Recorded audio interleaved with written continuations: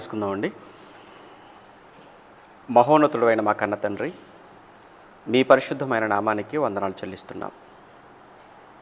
మీ వాక్యాన్ని నేర్చుకోవడానికి ఆశ కలిగి ఎందరో మీ పిల్లలు మీరిచ్చినటువంటి లేఖనాల ముందు కూర్చొని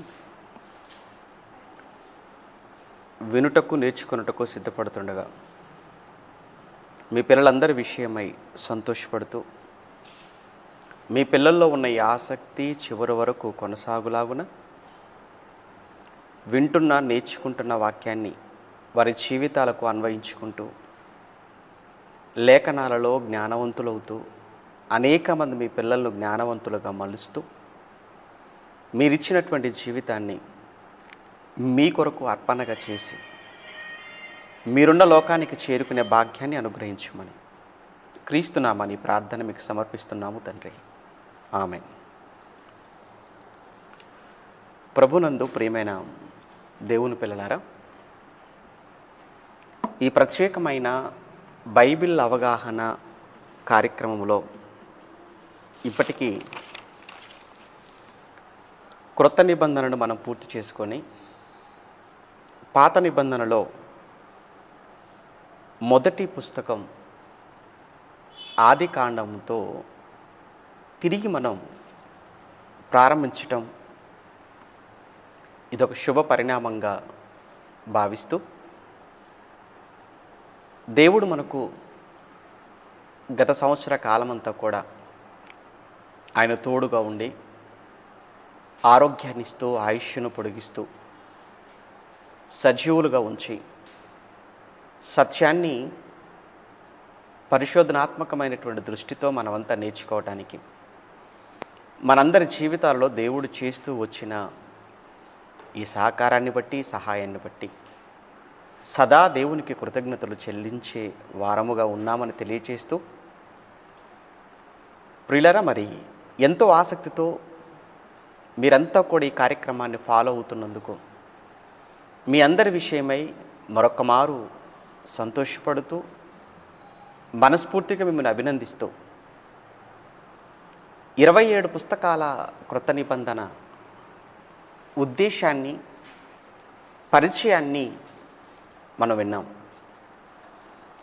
ఇక ఈ పాత నిబంధనలో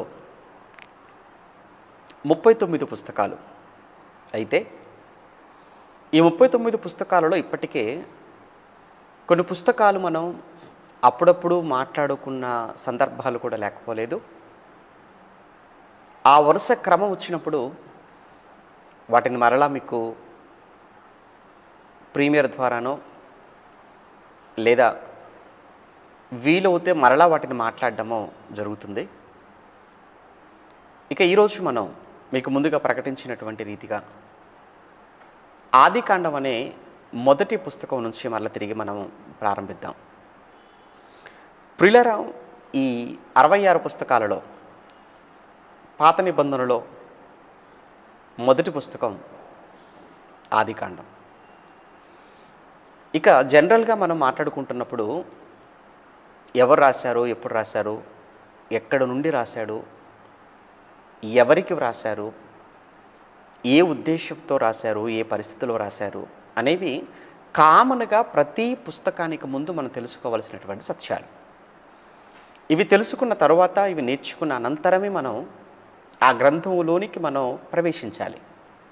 అప్పుడు కానీ మనకు ఆ గ్రంథంలో వ్రాయబడినటువంటి సంగతులు మనకు అర్థం కావు.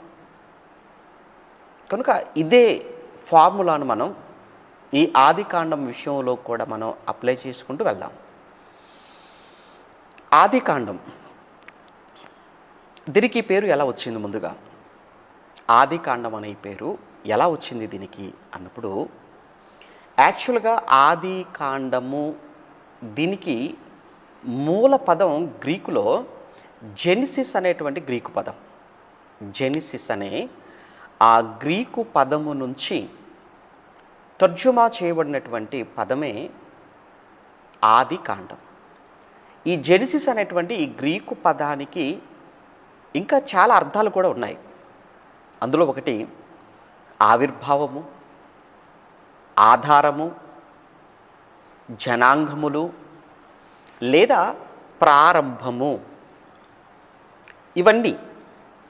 కనుక వీటిలో నుంచి ఆరంభము లేదా ప్రారంభము, దానినే ఆది కాండము అనేటువంటి అర్థముతో దీనికి ఆ పేరు పెట్టడం అనేది జరిగింది.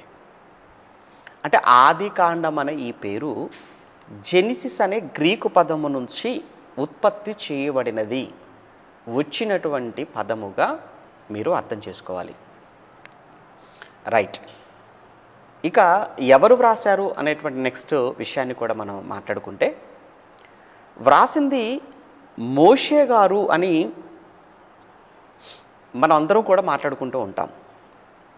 ఆది కాండమే కాదు, ఆది కాండము, నిర్గమాకాండము, లేవి, సంఖ్య, ద్వితీయోపదేశకాండం, ఈ 5 కాండాలు లేదా పంచకాండాలు, పంచ గ్రంథాలు, వీటన్నిటిని కలిపి హిబ్రూలో తోరా అన్నారు. మామూలుగా మనం ధర్మశాస్త్రము అంటున్నాం. ఓకే, వీటన్నిటినీ కూడా మోషే నేనే వ్రాశాను అని స్వయంగా ఆయన చెప్పుకోనప్పటికీ కూడా, ఇప్పుడు మనం పత్రికల కోసం మనం మాట్లాడుకున్నప్పుడు అపోస్తలుడైనటువంటి పేతురును, అపోస్తలుడైనటువంటి పౌలును అని వ్రాయబడుతుంది. కానీ ఇక్కడ మోషేనైన నేను అనేటువంటి మాట లేకపోయినప్పటికీ మోషే గారే వీటిని 5 గ్రంథాలను వ్రాశారు అని అనేక మంది పండితులు ఒప్పుకున్న నిజం. పోనీ లేఖనాల పరంగా మనకు మోషే గారే వ్రాశారు అని చెప్పడానికి కూడా చాలా ఆధారాలు మనకు కనబడుతూ ఉంటాయి, డైరెక్ట్గా కాకపోయినా ఇండైరెక్ట్గా. ఇక క్రొత్త నిబంధనలో భక్తులు కూడా ఈ ఆది కాండాన్ని రచించినటువంటి రచయితగా మోషే గారే అనేటువంటి అర్థముతో కొన్ని మాటలు, మోషే గారు మాట్లాడిన మాటలు కోట్ చేస్తూ చెప్తారనమాట. అందులో ఒక మాట చూసిన తర్వాత ఆది కాండము యొక్క రచయిత మోషేనే అని నిర్ధారణకు మనం వచ్చేద్దాం. ఇక సమయాన్ని బట్టి నేను ప్రాముఖ్యమైన అవసరమైన విషయాలను మాత్రమే నేను మీ ముందు ప్రస్తావించుకుంటూ వెళ్ళిపోతాను.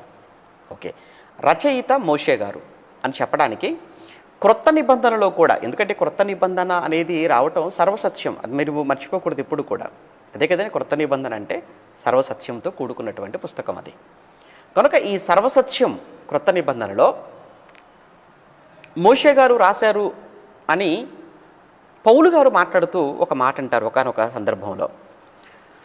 కొరింథీలకు రాసినటువంటి మొదటి పత్రికలో అపోస్తుడైన పౌలు గారు కొరింథీలకు రాసినటువంటి మొదటి పత్రిక 6వ అధ్యాయం 16వ వచనంలో, కొరింథీలకు రాసిన మొదటి పత్రిక 6వ అధ్యాయం 16వ వచనంలో, వేశ్యతో కలుసుకొనువాడు, మొదటి కొరింథీ 6:16లో వేశ్యతో కలుసుకొనువాడు దానితో ఏకదేహమై ఉన్నాడని మీరు ఎరుగరా? వారిద్దరూ ఏక శరీరమై ఉందురు. ఈ పదం చూడండి అక్కడ, వారిద్దరూ ఏక శరీరమై ఉందురు అని మోషే చెప్పుచున్నాడు కదా. మీకు అర్థమైందా? వారిద్దరూ ఏక శరీరమై ఉందురు అని మోషే చెప్పుచున్నాడు కదా అన్నాడు. అంటే వారిద్దరూ ఏక శరీరమవుదురు అని మోషే చెప్పాడు అని పౌలు గారు అంటున్నారు. ఇంతకీ మోషే గారు ఎక్కడ చెప్పారు ఈ మాట అని మనం వెతికితే ఆది కాండములో కనబడుతుంది ఈ మాట.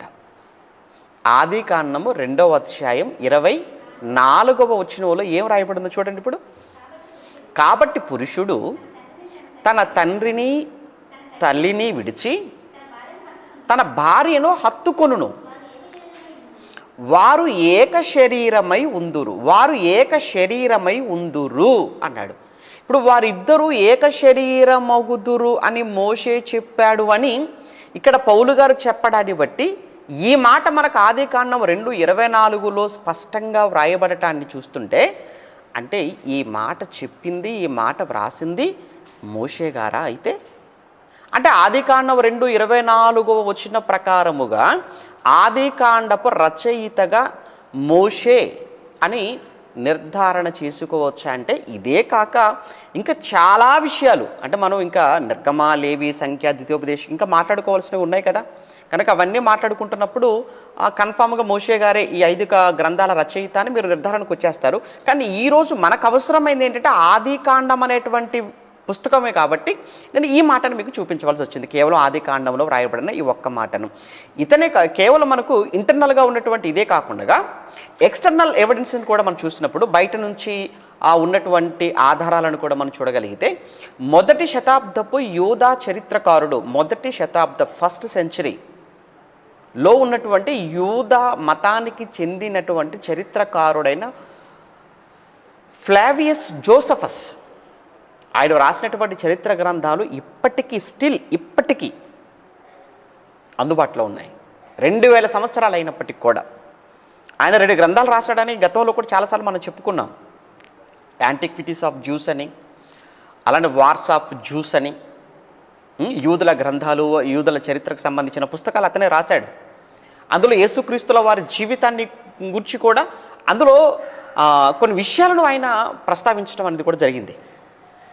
కనుక ఇతను కూడా దీనిని, ఈ ఆది కాండము లేదా ఈ పంచ గ్రంథాలు ఏవైతే ఉన్నావో వీటిని మోషే గారే వ్రాశారు అని ఆ ఫ్లావియస్ జోసెఫ్ అనే అతను కూడా తన యొక్క పుస్తకంలో తను చెప్పడం. అంతేకాకుండా యూదులకు ఈ ధర్మశాస్త్రానికి సంబంధించిన ఇవే కాకుండా టాల్ముడ్ గ్రంథాలు అని వేరే ఉండేవి.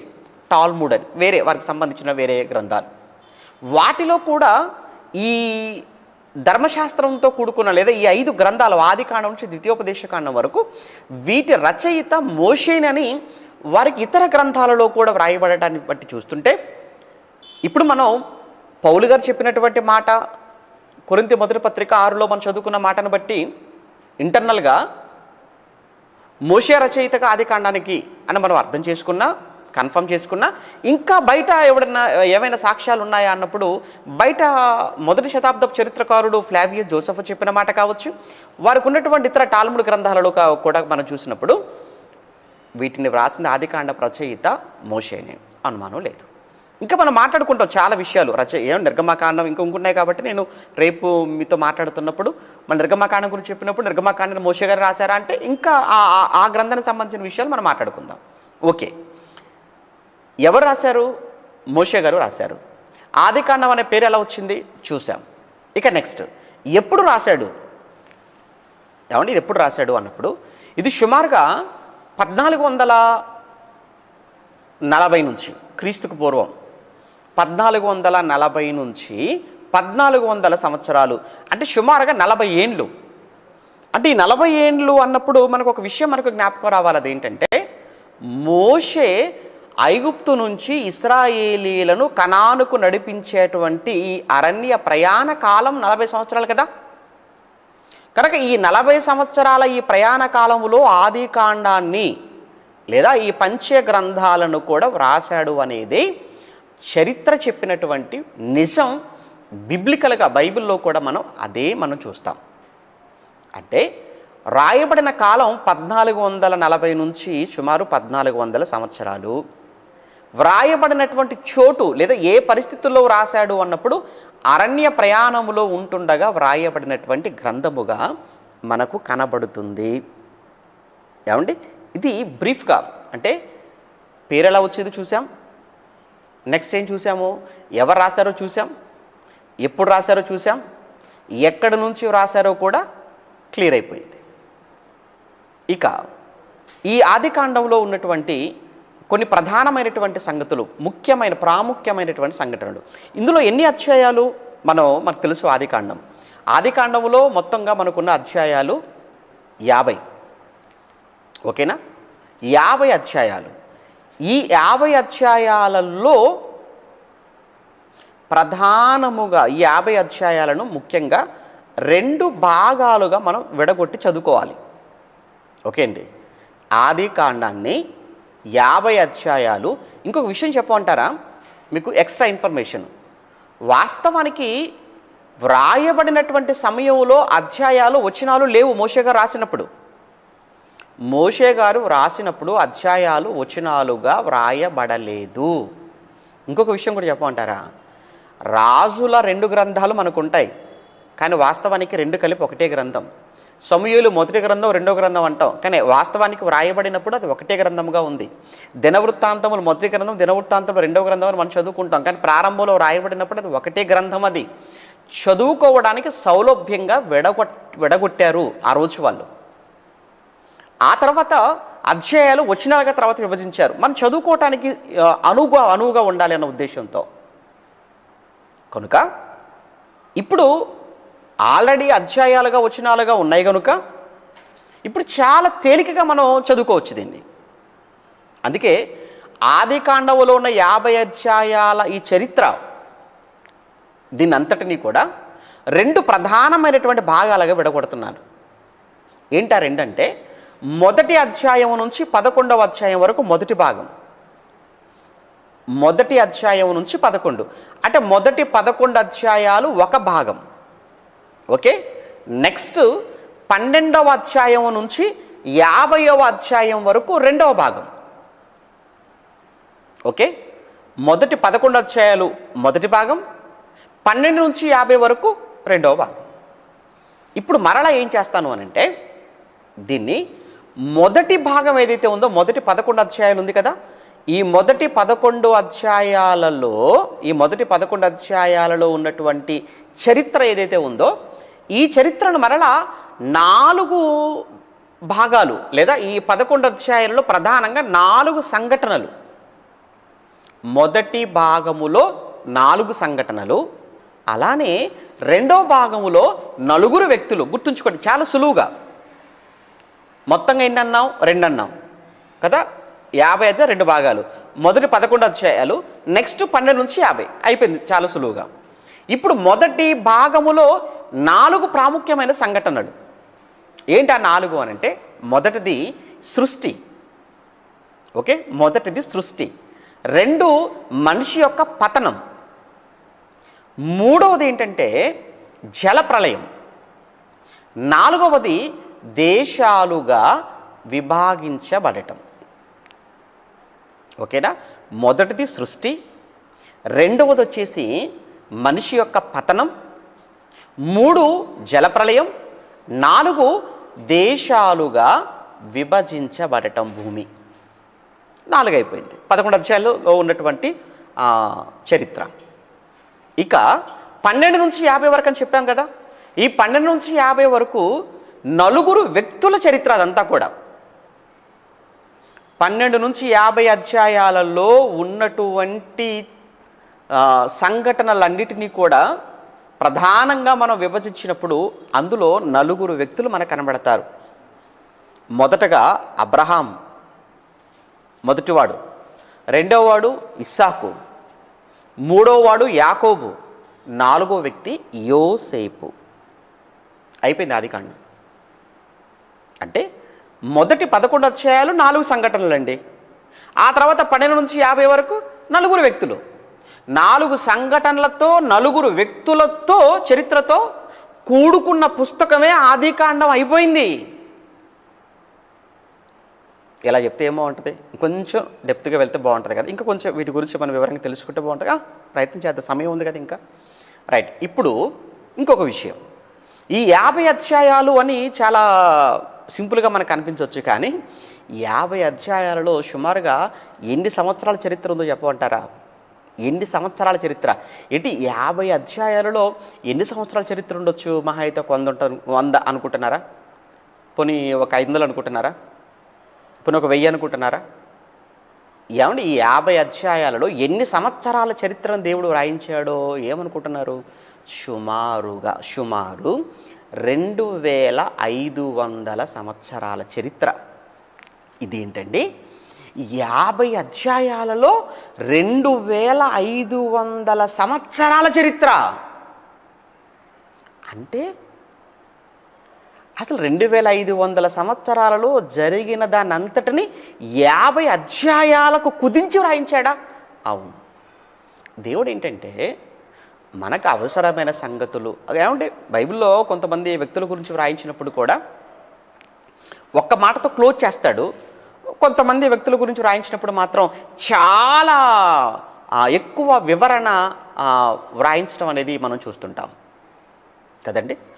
మనం కూడా మాట్లాడుతున్నప్పుడు అవసరం లేని విషయాలు అనుకున్నప్పుడు షార్ట్కట్లో తెంపేస్తుంటాం. అవసరం అనుకున్నప్పుడు అది గంటకు సంబంధించిన విషయమైనా రోజంతా మాట్లాడుతుంటాం అవసరం అనుకుంటే దాన్ని. లేదు అనుకున్నప్పుడు నిమిషంలో తెక్కొట్టేస్తుంటాం. మీకు చెప్పడం అలవాటే కదా, వినటం కూడా అలవాటే కదా మీకు ఇలాంటివి.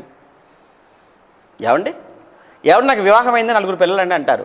చెప్పడానికి ఏముంది, 1 నిమిషంలో చెప్పేశాం. వివాహం అయింది 4 పిల్లలండి అంటారు. నీకు వివాహం కావడానికి ఎంత వయసు, ఆ తర్వాత మొదటివాడు పుట్టడానికి ఎంతకాలం, ఆ రెండోవాడు పుట్టడానికి, మూడోవాడు పుట్టడానికి, కానీ చెప్పడం వల్ల ఎంతసేపట్లో చెప్పేశాం మనం? 1 నిమిషంలో చెప్పేశాం అంతే. 1 నిమిషం కూడా కాదు, సెకండ్స్లో చెప్పేశాం. కానీ ఈ సెకండ్స్లో చెప్పినటువంటి ఈ విషయం, నాకు వివాహమై 4 పిల్లలు అని అంటున్నప్పుడు, నీకు వివాహమై 4 పిల్లలు కనడానికి ఎన్ని సంవత్సరాలు పట్టింది, కానీ ఇన్ని సంవత్సరాలది సెకండ్స్లో చెప్పేశావు. ఏమండి దేవుడు 2500 సంవత్సరాల చరిత్రను 50 అధ్యాయాలలో చెప్పాడా? అవును. రైట్, ఇంకా మనం ముందుకెళ్దాం. ఏమండి ఇప్పుడు ఇందులో 1 నుంచి 11 అధ్యాయాలు అని చెప్పాం కదా. మొదటి భాగం, ఈ మొదటి భాగములో సృష్టి కార్యక్రమం. ఓకే, ఈ సృష్టి కార్యక్రమం అనగానే మొదటి 2 అధ్యాయాలు సృష్టి కార్యక్రమాన్ని తెలియచేసేవి. రాసుకోండి, మొదటి 2 అధ్యాయాలు, అంతే కదండి. మొదటి 2 అధ్యాయాలలో దేవుడు కలిగించినటువంటి జగత్తు, దేవుడు కలిగించినటువంటి విశ్వం, ఈ విశ్వములో ఆఖరిగా దేవుడు కలగచేసింది మనిషిని. దేవుడు ఆదామును మనిషిని కలగచేసినప్పుడు కావచ్చు, ఆ తర్వాత స్త్రీని కలగచేసినప్పుడు కావచ్చు, అవ్వను కలగజేసినప్పుడు కావచ్చు, అంత డీటెయిల్గా రాస్తాడండి. దేవుడనే యెహోవా నేలమంటే తీసుకొని నరుని నిర్మించి వాడి నాసికారంధ్రములో జీవవాయువును ఊదాడు. ఆ తర్వాత నరుడు జీవించి ఆత్మగా మారిపోయాడు. ఆ తర్వాత అతను తీసుకునే వాళ్ళు ఏదైనా తోటలో పెట్టాడు. ఏదైనా తోటలో పెట్టేసి ఏదైనా తోటను సేద్యం చేయమని అతనికి అప్పగించేశాడు. ఆ తర్వాత జంతువులు పక్షులు అన్నిటికీ ఏ పేర్లు పెడతాడా అని చూస్తూ ఉన్నాడు. ఈలోపు దేవుడికి మళ్ళా ఒక ఆలోచన కలిగింది. అయ్యో ఒంటరిగా ఉన్నాడు కదా అని ఆలోచించాడు. మరలా ఆదామును పడుకోబెట్టాడు, అంటే గాఢనిద్రలోకి తీసుకెళ్ళిపోయాడు. మరలా ఆ తర్వాత ప్రక్కటెముకను తీశాడు. అంటే ఈ స్టోరీ చూడ ఎంత చక్కగా ఉందో. అంటే ఇది ఎలా ఉంటుందనంటే ఏదో రాసినటువంటి వ్యక్తి ఆయన డైరెక్ట్గా కళ్ళతో చూస్తున్నట్టుగా. అయితే ఇక్కడ మరలా మీకు ఒక అనుమానం రావాలి. కొంతమంది ఏమంటారంటే, అదేంటండి మోషే గారు రాయటం ఏంటండి? మంచి ప్రశ్న. మోషే గారు రాయటం ఏంటండి? ఇప్పుడు ద్వితీయోపదేశకాండం ఉందండి. ద్వితీయోపదేశకాండం చివరికి వెళ్ళేటప్పటికి మోషే గారు చనిపోతారండి. ఆయన చనిపోయిన విషయాన్ని ఎలా రాసుకుంటారు చెప్పండి? మంచి లాజిక్ క్వశ్చనే కదా. కానీ మోషే గారు చనిపోతారు కదా, చనిపోయిన తర్వాత మోషే గారు చనిపోయిన విషయాన్ని మోషే గారు ఎలా రాసుకుంటారు? ఆయన కనుక మోషే గారు రాసి ఉండకపోవచ్చు. అవునండి, ఆ విషయాన్ని మోషే గారు రాసి ఉండకపోవచ్చు. తర్వాత యెహోషువ గారు ఉన్నారు కదా, ఆయన రాసి ఉండొచ్చు. దాంతో పెద్ద విషయం ఏముంది అందులో, లాజిక్ ఏముంది అందులో? అంతే కదా. నెక్స్ట్ మనకి యెహోషువ గ్రంథమే కదా కనిపించేది. ఆ తర్వాత మోషే తర్వాత ఆయనే కదా బాధ్యతలు తీసుకున్నాడు. అయితే మరి ఆది కాండంలో జరిగిన సంగతులను ఈయనకేం తెలుసు అని అంటారు. ఆయనకేం తెలియదు వాస్తవానికి. మరి ఎలా తెలుసు అంటారు? ఎవరు చెప్పారు ఆయనకు? దేవుడు రాయించాడు. ఏమండి మనుషుడు తన ఊహను బట్టి చెప్పుట వలన లేఖనంలో ఏ ప్రవచనము తెలుసు కదా. పేతురు రాసిన 2వ పత్రిక 1వ అధ్యాయం, పేతురు గారు రాసిన 2వ పత్రిక 1వ అధ్యాయం 21, 22 వచనాలు చూడండి. పేతురు గారు రాసిన 2వ పత్రిక 1వ అధ్యాయం 21, 22. ఒకడు, ఆయన మోషే కావచ్చు, యెహోషువ కావచ్చు, ఎవరైనా కావచ్చు, ఒకడు తన ఊహను బట్టి చెప్పుట వలన లేఖనంలో ఏ ప్రవచనము పుట్టదని మొట్టమొదట మీరు గ్రహించాలి. ప్రవచనం అనగానే చాలామంది మళ్ళీ ఏమనుకుంటారంటే ప్రవచనం అనగానే ఓ ప్రవచనం అంటే భవిష్యత్తు అనుకుంటారు. భవిష్యత్తు గురించి చెప్పబడింది ప్రవచనం కాదు. ఏమండి ప్రవచనము అంటే వాక్యం. మీకు అర్థమవుతుందో? ప్రవచనం అంటే వాక్యం అండి. ప్రవచన అని చాలామంది పేర్లు పెట్టుకుంటారు, పిల్లలకు ప్రవచన అని పేరు పెడుతుంటారు. ప్రవచన అంటే ఏంటి? భవిష్యత్తనా? ప్రవచన అంటే ప్రవచన, లేఖన, సత్యము, ఇవన్నీ ఏంటి? వాక్యం. కదా. ప్రవచన అంటే ప్రవచించబడినది, వాక్యము అని అర్థం. కానీ చాలామంది ప్రవచనము అనగానే అంతా ఇది భవిష్యత్తు అనుకుంటారు. కాదు. ఏమండి ఇక అందుకే చెప్పాడు ఇక్కడ. ఏమన్నాడు? మళ్ళీ చూడండి, ఒకడు తన ఊహను బట్టి చెప్పుట వలన లేఖనములలో ఏ ప్రవచనము అన్నాడు. ఆ పదం చూడండి అక్కడ. ఊహను బట్టి చెప్పుట వలన లేఖనములో ఏ ప్రవచనము పుట్టదని మొదట మీరు గ్రహించుకోవాలి. ఏలయనగా ఏలయనగా ప్రవచనము ఎప్పుడునూ మనుషుని ఇచ్చను బట్టి కలుగలేదు. మనిషి యొక్క ఆలోచన, మనిషిని యొక్క ఇష్టము ఇందులో లేదు. మరెలా? కానీ మనుషులు పరిశుద్ధాత్మ వలన ప్రేరేపింపబడిన వారై, మనుషులు పరిశుద్ధాత్మ వలన ప్రేరేపింపబడిన వారై అంటే బైబిలును వ్రాసిన వాళ్ళందరూ కూడా పరిశుద్ధాత్మ దేవుని వలన ప్రేరేపింపబడిన వారు. ఆ విషయాన్ని మనం ఎట్టి పరిస్థితుల్లో మర్చిపోకూడదు. ఏమండి, మీకు అర్థమవుతుంది కదా? ఎవ్వరు కూడా వారి ఊహ, వారి ఆలోచన ఇందులో పెట్టలేదు. వ్రాసిన వాళ్ళ పేర్లతో మనకు కనబడుతున్నప్పటికీ, వాళ్ళ పేర్లతో కనబడుతున్నప్పటికీ, వాళ్ళ పేర్లతో పుస్తకాలు కనబడుతున్నప్పటికీ వారి ఊహలు అందులో పెట్టలేదు. మరి ఎవరు వ్రాయించారు వారి చేత అన్నప్పుడు పరిశుద్ధాత్మ దేవుని మూలముగాను, పరిశుద్ధాత్మ చేత ప్రేరేపింపబడ్డారు. పరిశుద్ధాత్మ వలన ప్రేరేపింపబడిన వారే దేవుని మూలముగా పలికిరి.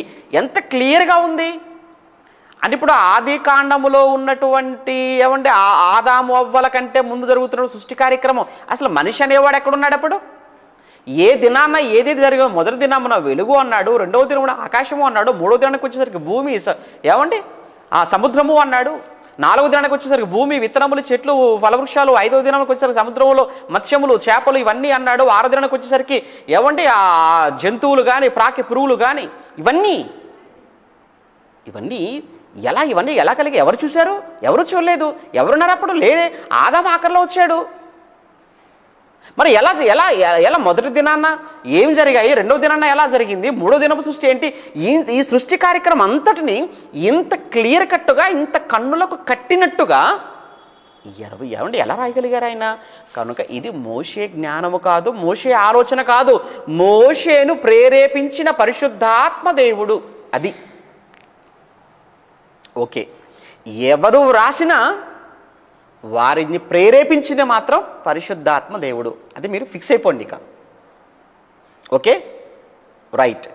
అయితే ఇప్పుడు ఈ మొదటి 2 అధ్యాయాల కోసం మాట్లాడుతున్నాం కదా. 2 భాగాలు అనుకుంటే 50 అధ్యాయాలలో మొదటి 11 అధ్యాయాలు ఒక భాగం, 12 నుంచి 50 రెండవ భాగం. ఈ మొదటి భాగంలో సృష్టి అన్నాం. సృష్టి అనగానే ఇందులో మనకు ప్రధానంగా మొదటి 2 అధ్యాయాలు, ఈ మొదటి 2 అధ్యాయాలు సృష్టి కార్యక్రమం మనకు కనబడుతుంది. ఈ సృష్టిలోనే అవ్వ ఆదాముల విషయం కూడా మనకు 2వ అధ్యాయంలో తేలిపోయింది. ఇక రెండవ విషయం ఏంటి? రెండవ విషయం అంటే పతనం. అదే కదండి, పతనం మనకు కనబడుతుంది. ఈ పతనము అనేది 3వ అధ్యాయంలో మనకు ప్రారంభమవుతుంది. 3వ అధ్యాయం అంటే పతనం ఏంటి? ఎలా పతనం అన్నప్పుడు దేవుడు ఏదైతే తినకూడదని ఆజ్ఞాపించాడో, దేవుడు ఆజ్ఞాపించినటువంటి ఆ ఫలవృక్షములు తిని పాపాన్ని ప్రవేశపెట్టారు, పతనం అయిపోయారు. 3. 4లో కయ్యను హంతకుడు అయిపోయాడు, ఫ్యామిలీ. 5వ అధ్యాయంలో వంశావళి కోసం మాట్లాడుతుంటాడు. అంటే హెబెలు చనిపోయాడు, హెబెలు ప్రతిగా దేవుడు షేతునిచ్చాడు. అదే కదండి మనం చూస్తుంటాం. ఆదికాండం 4వ అధ్యాయంలో, ఆదికాండం 4వ అధ్యాయం 4వ అధ్యాయం ఆదాము వంశావళి గ్రంథము ఇదే అన్నాడు. దేవుడు ఆదామును సృజించిన దినమున దేవుని పోలిక అతను చేసిన మగవాని గాడుదని వారు సృజించను. వారు సృజింపబడిన దినమును వారిని ఆస్వాదించి వారి నరులను పేరు. ఆదాము 130 ఏళ్ళు బ్రతికి తన పోలిక తన స్వరూపున కానీ అతనికి షేతు. ఏమండి, షేతు అని పేరు పెట్టినట్టుగా మనం అక్కడ చూస్తున్నాం. ఏమండి, దానికి ముందుగా, షేతుకు ముందుగా మనకు ఎనోషు. కానీ మనకు షేతు ఎందుకు ప్రధానము అని అంటే, షేతు నుంచి మనకు వచ్చేటువంటి వంశావళి మీరు చూస్తుంటే ఇక్కడ షేతు నుంచి వంశావళి మనకు ప్రారంభమవుతుంది. ఇప్పుడు షేతు అన్నాడు ఇక్కడ 6వ వచనంలో, 5వ వచనం 6వ వచనంలో షేతు నుంచి ఎనోషు అంటాడు. ఎనోషు నుంచి ఏమండి, ఎనోషు నుంచి కెయినాను అన్నాడు. కెయినాను నుంచి మహలేలు అన్నాడు. మహలేలు నుంచి ఎరోదు అన్నాడు. ఎరోదు నుంచి హానోకు అన్నాడు. హనోకు నుంచి లెమెకు అన్నాడు. ఆ తర్వాత లెమెకు నుంచి అలా మనం చూస్తుంటే మనకు వచ్చేది నోవాహు. అదే కదా, నోవహు కోసం అని చెప్పి, నోవహు కొరకని చెప్పి దేవుడు ఇక్కడ షేతును ఆయన ఎంపిక చేసుకున్నట్టుగా కనబడుతుంది ఇక్కడ. అందుకని షేతు అన్నాను. ఓకే, ఏది ఏమైనా మనకిక్కడ ప్రధానంగా సృష్టి మొదటి భాగం చూసాము, మొదటి 2 అధ్యాయాలు. ఇక 3వ అధ్యాయం 4వ అధ్యాయంలో మనకి ఏం కనబడుతుంది అన్నప్పుడు మనిషి యొక్క పతనం కనబడుతుంది. 5వ అధ్యాయంలో మనకు ఈ వంశావళి, ఆదాము వంశావళి. ఆ తర్వాత 6, 7, 8 6, 7, 8 అధ్యాయాలలో మనకు కనిపించే విషయం ఏంటంటే ప్రధానంగా జలప్రళయం.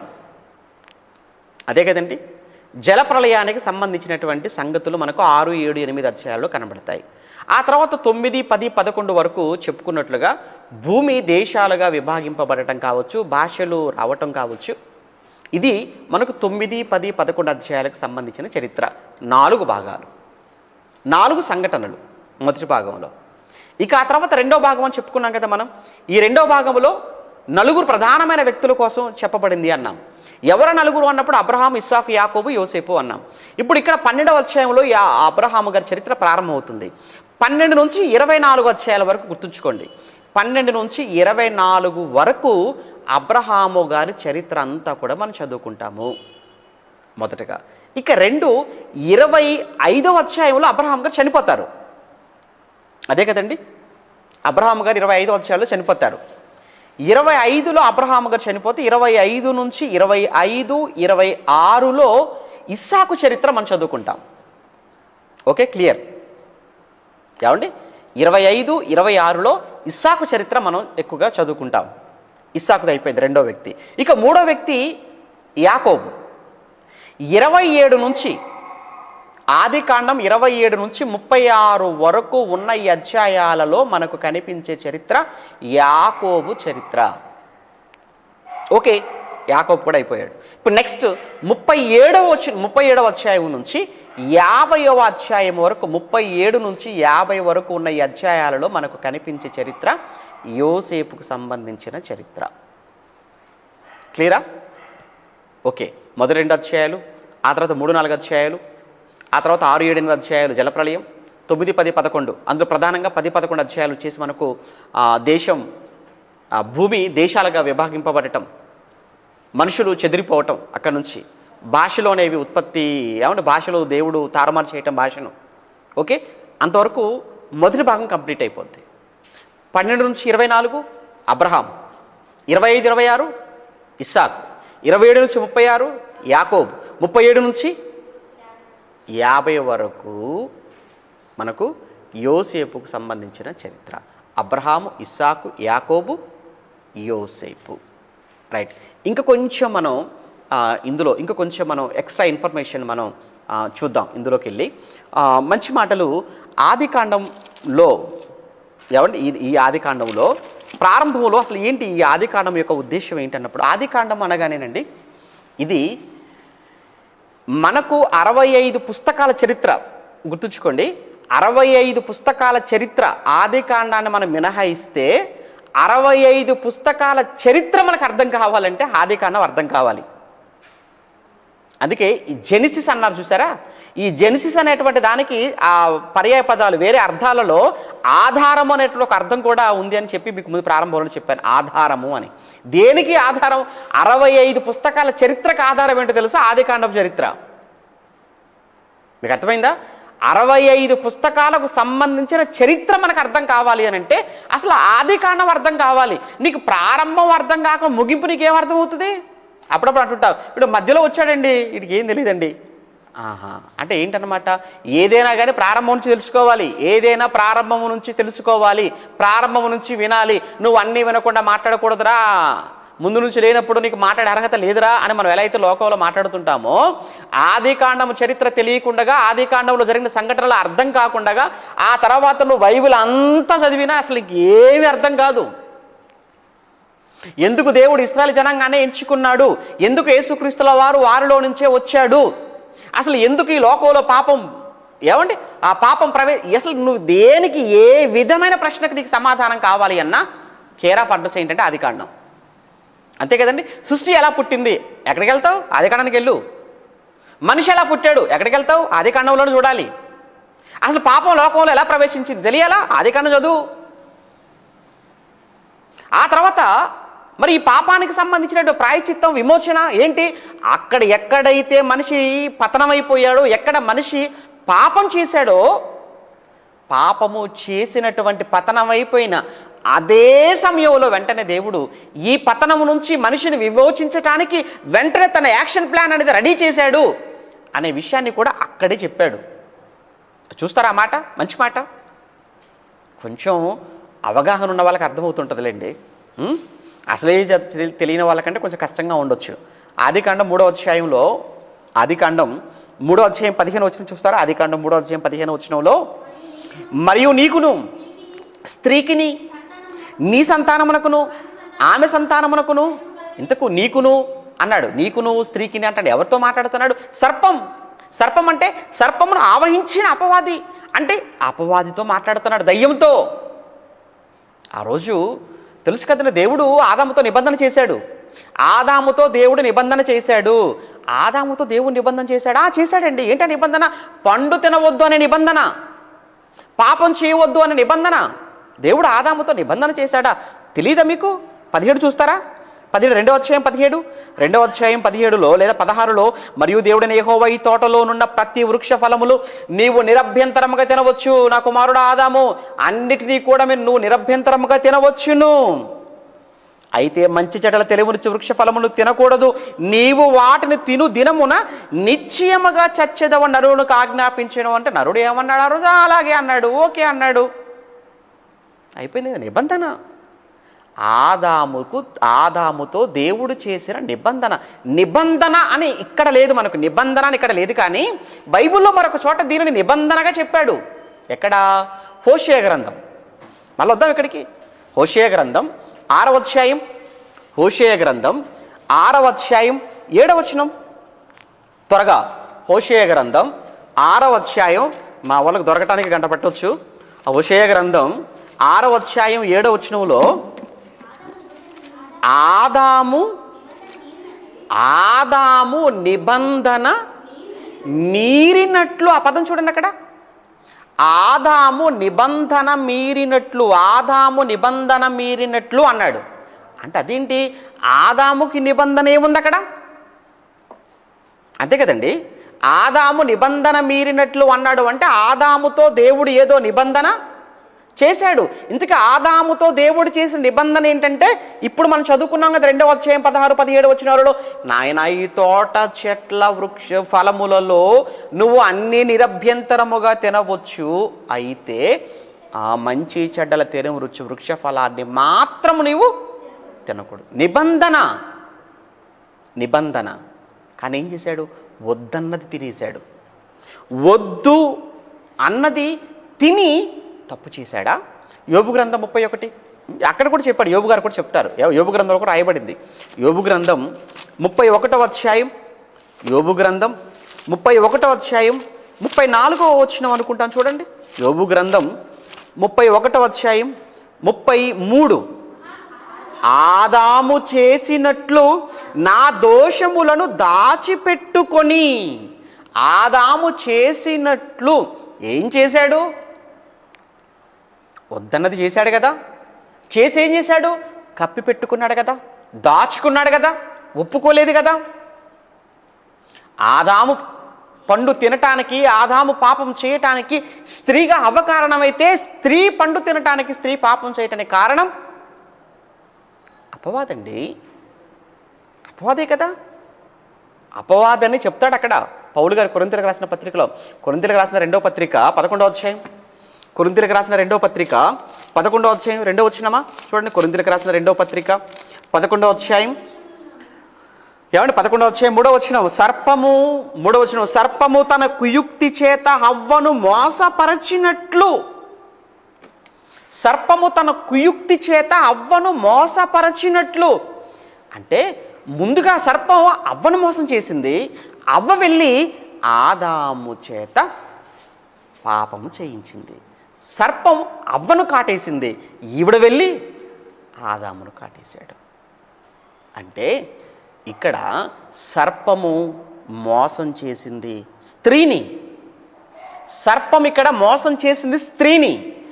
ఏ స్త్రీని వాడుకున్నావో పాపము చేయటానికి, ఏ స్త్రీని పతనానికి కారకురాలుగా చేశావో అదే స్త్రీ నుంచి పుట్టిస్తాను, అదే స్త్రీ సంతానం వస్తుంది, నిన్ను తల మీద కొడుతుంది. అది ఇక్కడ ప్రవచనం చూస్తారా? ఇప్పుడు చూడండి 3వ అధ్యాయం ఆదికాండం 3వ అధ్యాయం 15, ఆదికాండం 3:15లో, మరియు నీకును, సర్పమా అపవాది, నీకును స్త్రీకిని నీ సంతానమునకును ఆమె సంతానమునకును వైరము కలుగ చేసేదను, అది అని కింద పుట్టినోట్లు ఏమన్నాడు చూసారా? ఆయన నిన్ను తల మీద కొట్టును, ఆయన నిన్ను తల మీద కొట్టును అన్నాడు. ప్రభునందు ప్రేమైన దేవుని పిల్లలారా, పతనము కనబడుతుంది 3వ అధ్యాయంలో. అదే సమయంలో ఈ పతనము నుంచి మనిషిని తిరిగి విమోచించి కాపాడుకొని రక్షించుకోవడం కొరకని దేవుడు అక్కడే ప్రవచన రూపంలో దేవుడు ముందుగా తెలియచేయటం అనేది యేసుక్రీస్తు రాక, యేసుక్రీస్తు జననం ఇక్కడ మాట్లాడుతున్నాడు. అంతే కదండి. రోమపత్రిక 5:14 కూడా మీరు చూడగలిగితే, రోమపత్రిక 5వ అధ్యాయం 12, రోమపత్రిక 5వ అధ్యాయం 12 వచనంలో, రోమపత్రిక 5:12 ఒక మనుషుని మూలముగా అని ఉంటుంది చూడండి. అక్కడ రోమపత్రిక 5వ అధ్యాయం 12వ వచనం, ఇట్లుండగా ఒక మనుషుని ద్వారా పాపము ద్వారా మరణమును, ఒక మనుషుడు ఎవరు? ఆదామే కదా. ఆదాము ద్వారా ఎలా అయితే పాపము, ఆ పాపము ద్వారా మరణము ఎలా అయితే కలిగెనో, ఎలా ప్రవేశించినో, అలాగే మనుషులందరూ పాపము చేసినందున మరణము అందరికీ సంప్రాప్తమాయెను అన్నాడు. దేని నుంచి విడిపించడానికి? అక్కడ ఆదాము చేసినటువంటి పాపము, ఆదాము చేసిన పాపం వలన పతనం ప్రారంభమైతే, ఇక్కడ యేసుక్రీస్తు కడపటి ఆదాముగా రాబోతున్నాడు. కడపటి ఆదాము అయిన యేసుక్రీస్తు యొక్క ప్రస్తావన ఆదికాండములో ఈ ఆదాము పతనమైనటువంటి ఇక్కడే మనకు యేసుక్రీస్తు కోసం ఇక్కడ మాట్లాడడం అనేది కనబడుతుంది. ఓకేనా?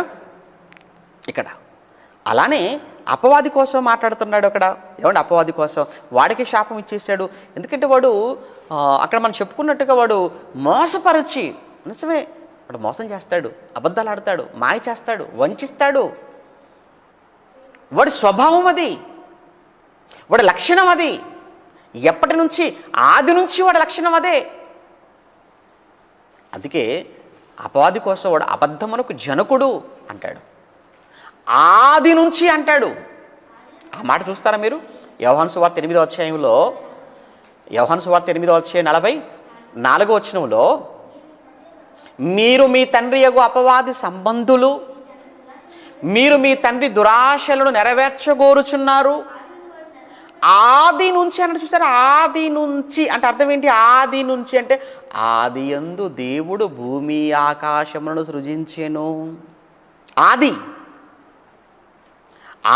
నుంచి అంటే అవ్వ ఆదాములను పాపములో పడవేసిన నాట నుండి, ఆది నుంచి వాడు నరహంతకుడై ఉండి సత్యమందు నిలిచినవాడు కాదు, వాని యందు సత్యమే లేదు. వాడు అబద్ధం ఆడినప్పుడు తన స్వభావమును అనుసరించి వాడు అనుసరించే మాట్లాడతాడు అని వాడి గురించి మాట్లాడుతున్నాడండి ఇక్కడ. వాడు ప్రభునందు ప్రేమైన దేవుని పిల్లలారా, ఇక్కడ ఆదికాండానికి సంబంధించినటువంటి ఈ పరిచయ పుస్తకంలో మనకు ప్రధానంగా మనకు కనిపించేది ఏంటంటే, ఎక్కడైతే మానవాళి పతనం జరిగిపోయిందో ఆ పతనం జరిగిన చోటనే మళ్ళా తిరిగి మనిషిని రక్షించుకోవటానికి దేవుడు ఒక ప్రణాళికను సిద్ధం చేశాడు అని ఆదికాండం మనకు తెలియజేస్తుంది. అంతే కదా? ఆదికాండం అంటే అన్నిటికీ ప్రారంభం. ఆదికాండం అన్నిటికీ ప్రారంభం.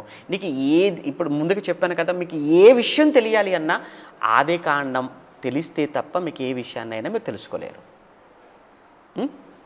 మనిషి చెప్పాను కదా, సృష్టి ఎలా పుట్టింది, మనిషి ఎలా పుట్టాడు, పాపం ఎలా వచ్చేసింది, శాపం ఎలా వచ్చింది, ఆ తర్వాత జలప్రళయం, ఏమండి దేవుడు ఎందుకు మనుషులందరినీ మొట్టమొదటి వాళ్ళందరినీ చంపేశాడు కావచ్చు. ఆ తర్వాత మరి మనుషులంతా మళ్ళీ ఎలా విస్తరించారు అది తెలియాలి. ఆ తర్వాత ఎందుకంటే ప్రపంచంలో ఇన్ని భాషలు ఉన్నాయంటే భాషలు పుట్టడానికి కారణం ఏంటన్న సంగతి తెలియాలన్నా బైబిల్. దేశాలుగా భూమి ఎలా విభాగించబడింది అనేది తెలియాలి అన్నా ఇది మనకు తెలియవలసిందే.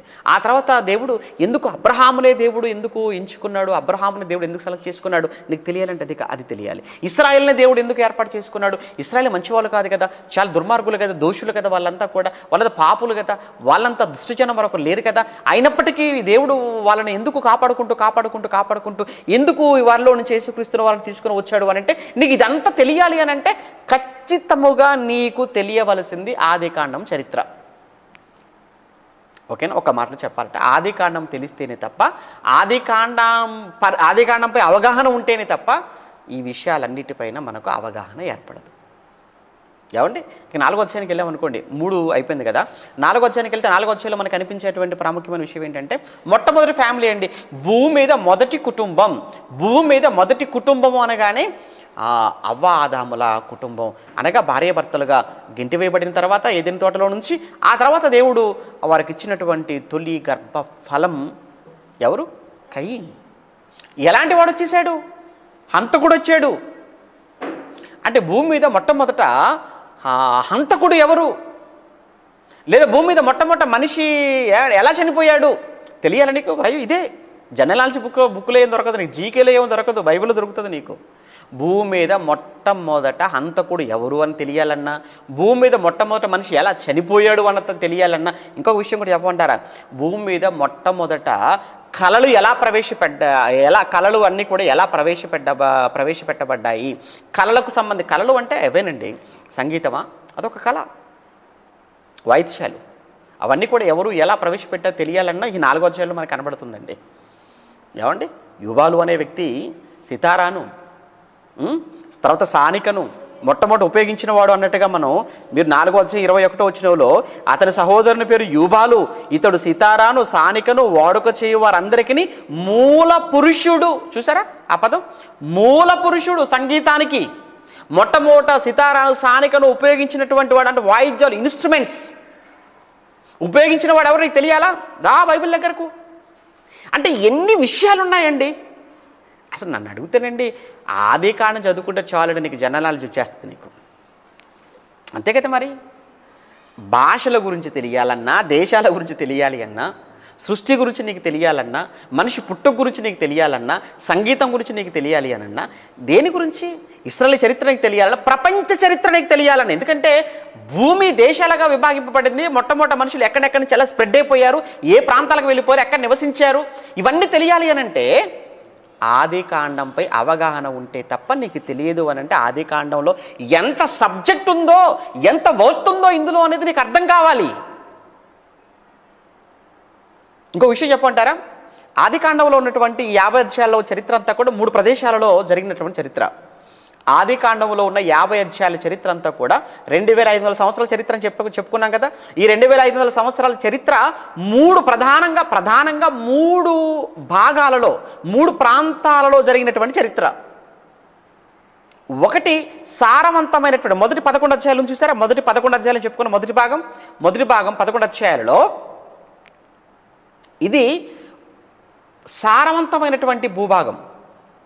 మేబీ మెసపతోమియా అంటావు, 2 నదుల మధ్య ఉన్నటువంటి భూభాగం, సారవంతమైనటువంటి భూభాగం, యూఫ్రటీస్ టైగ్రిస్ నదుల మధ్య ఉన్న సారవంతమైనటువంటి ఆ భూభాగం మొదటి 11 అధ్యాయాలు అనుకుంటే, ఆ తర్వాత ఆల్మోస్ట్ మనం 12 నుంచి 36 వరకు, ఓకే 12 నుంచి 36 ఈ రెండవ భాగం అంతా కూడా మనకు ఇజ్రాయెల్ పాలస్తీనాలో మనకు కనబడుతుంది. కనాను లేదా పాలస్తీనా లేదంటే ఇజ్రాయెల్ ఏదైనా. 12 నుంచి 36 ఈ అధ్యాయాలలో ఎక్కువ చరిత్ర స్టోరీ అంతా కూడా మనకి ఎక్కడ కనబడుతుందని అంటే ఈ కనానులో పాలస్తీనాలో జరిగినటువంటి చరిత్ర. ఇక నెక్స్ట్ ఆ తర్వాత 37 నుంచి అంటే యోసేపును అమ్మేస్తారు కదా అన్నయ్యలు, ఐగుప్తుకు వెళ్ళిపోతారు కదా. అంటే ఇక్కడ 37 నుంచి చివరి వరకు ఏం జరుగుతుంది అనుకుంటున్నారు, మొత్తం కూడా ఐగుప్తు స్టోరీ అదంతా. మొత్తం ఈజిప్టులో జరిగిన స్టోరీయే కదా. యోసేపు అంతా కూడా ఐగుప్తులోనే ఉంటారు. ఇంకొక విషయం ఏంటంటే ఇక్కడ కనానులో ఉన్న వాళ్ళు అక్కడికి వెళ్ళిపోతారు కదా. వాళ్ళ అన్నలు కూడా వాళ్ళ తండ్రి గారితో పాటు యాకోబుతో పాటు అక్కడికి వెళ్ళిపోతారు కదా. చివరిలో యాకోబు కూడా అక్కడే చనిపోతాడు కదా. అంటే కంప్లీట్గా 37 నుంచి 50 అధ్యాయాల వరకు ఉన్న ఈ స్టోరీ అంతా కూడా మనకి ఎక్కడ జరుగుతుందని అంటే ఐగుప్తు. అంటే 50 అధ్యాయాలలో ఉన్నటువంటి హిస్టరీ అంతా కూడా మనకు 3 ప్రదేశాలు, 3 ప్రాంతాలు, 3 భూభాగాలలో జరిగినది. బాగుంది. ఎక్కడున్నావు? 4 అయిపోయింది కదా.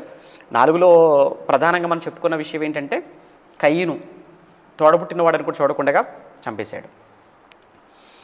దేశది మరుగైపోయాడు. అతని నుంచి వచ్చినటువంటి సంతానం వృత్తులు ఎలా అక్కడి నుంచి మీరు చూస్తే వృత్తులు అండి. ఇనుప పనిముట్లు కావచ్చు, ఇనుప వస్తువులు చేసే విధానం కావచ్చు, వాడుకునే విధానం కావచ్చు, ఇవి వృత్తులన్నీ కూడా ఎలా పుట్టాయి, ఇది కూడా మనకి ఈ బైబిల్లో చెప్పేసిందండి. చెప్పందంటూ ఏమి తెలియనిది వ్రాయబడినదంటూ ఏది లేదు. 4వ అధ్యాయం పక్కన పెట్టేద్దాం. ఇక 5వ అధ్యాయానికి వెళ్దామా? 5వ అధ్యాయంలో వంశావళి మనకు కనబడుతుంది. 5వ అధ్యాయం అంతా కూడా వంశావళి కనబడుతుంది. వంశావళి అని అంటే ఆదాము నుంచి వచ్చినటువంటి వంశావళి. ఎందుకు ఇక్కడ వంశావళి కోసం మాట్లాడుతున్నాడు అని అంటే నెక్స్ట్ మనకు నోవహు అనే వ్యక్తి రాబోతున్నాడు.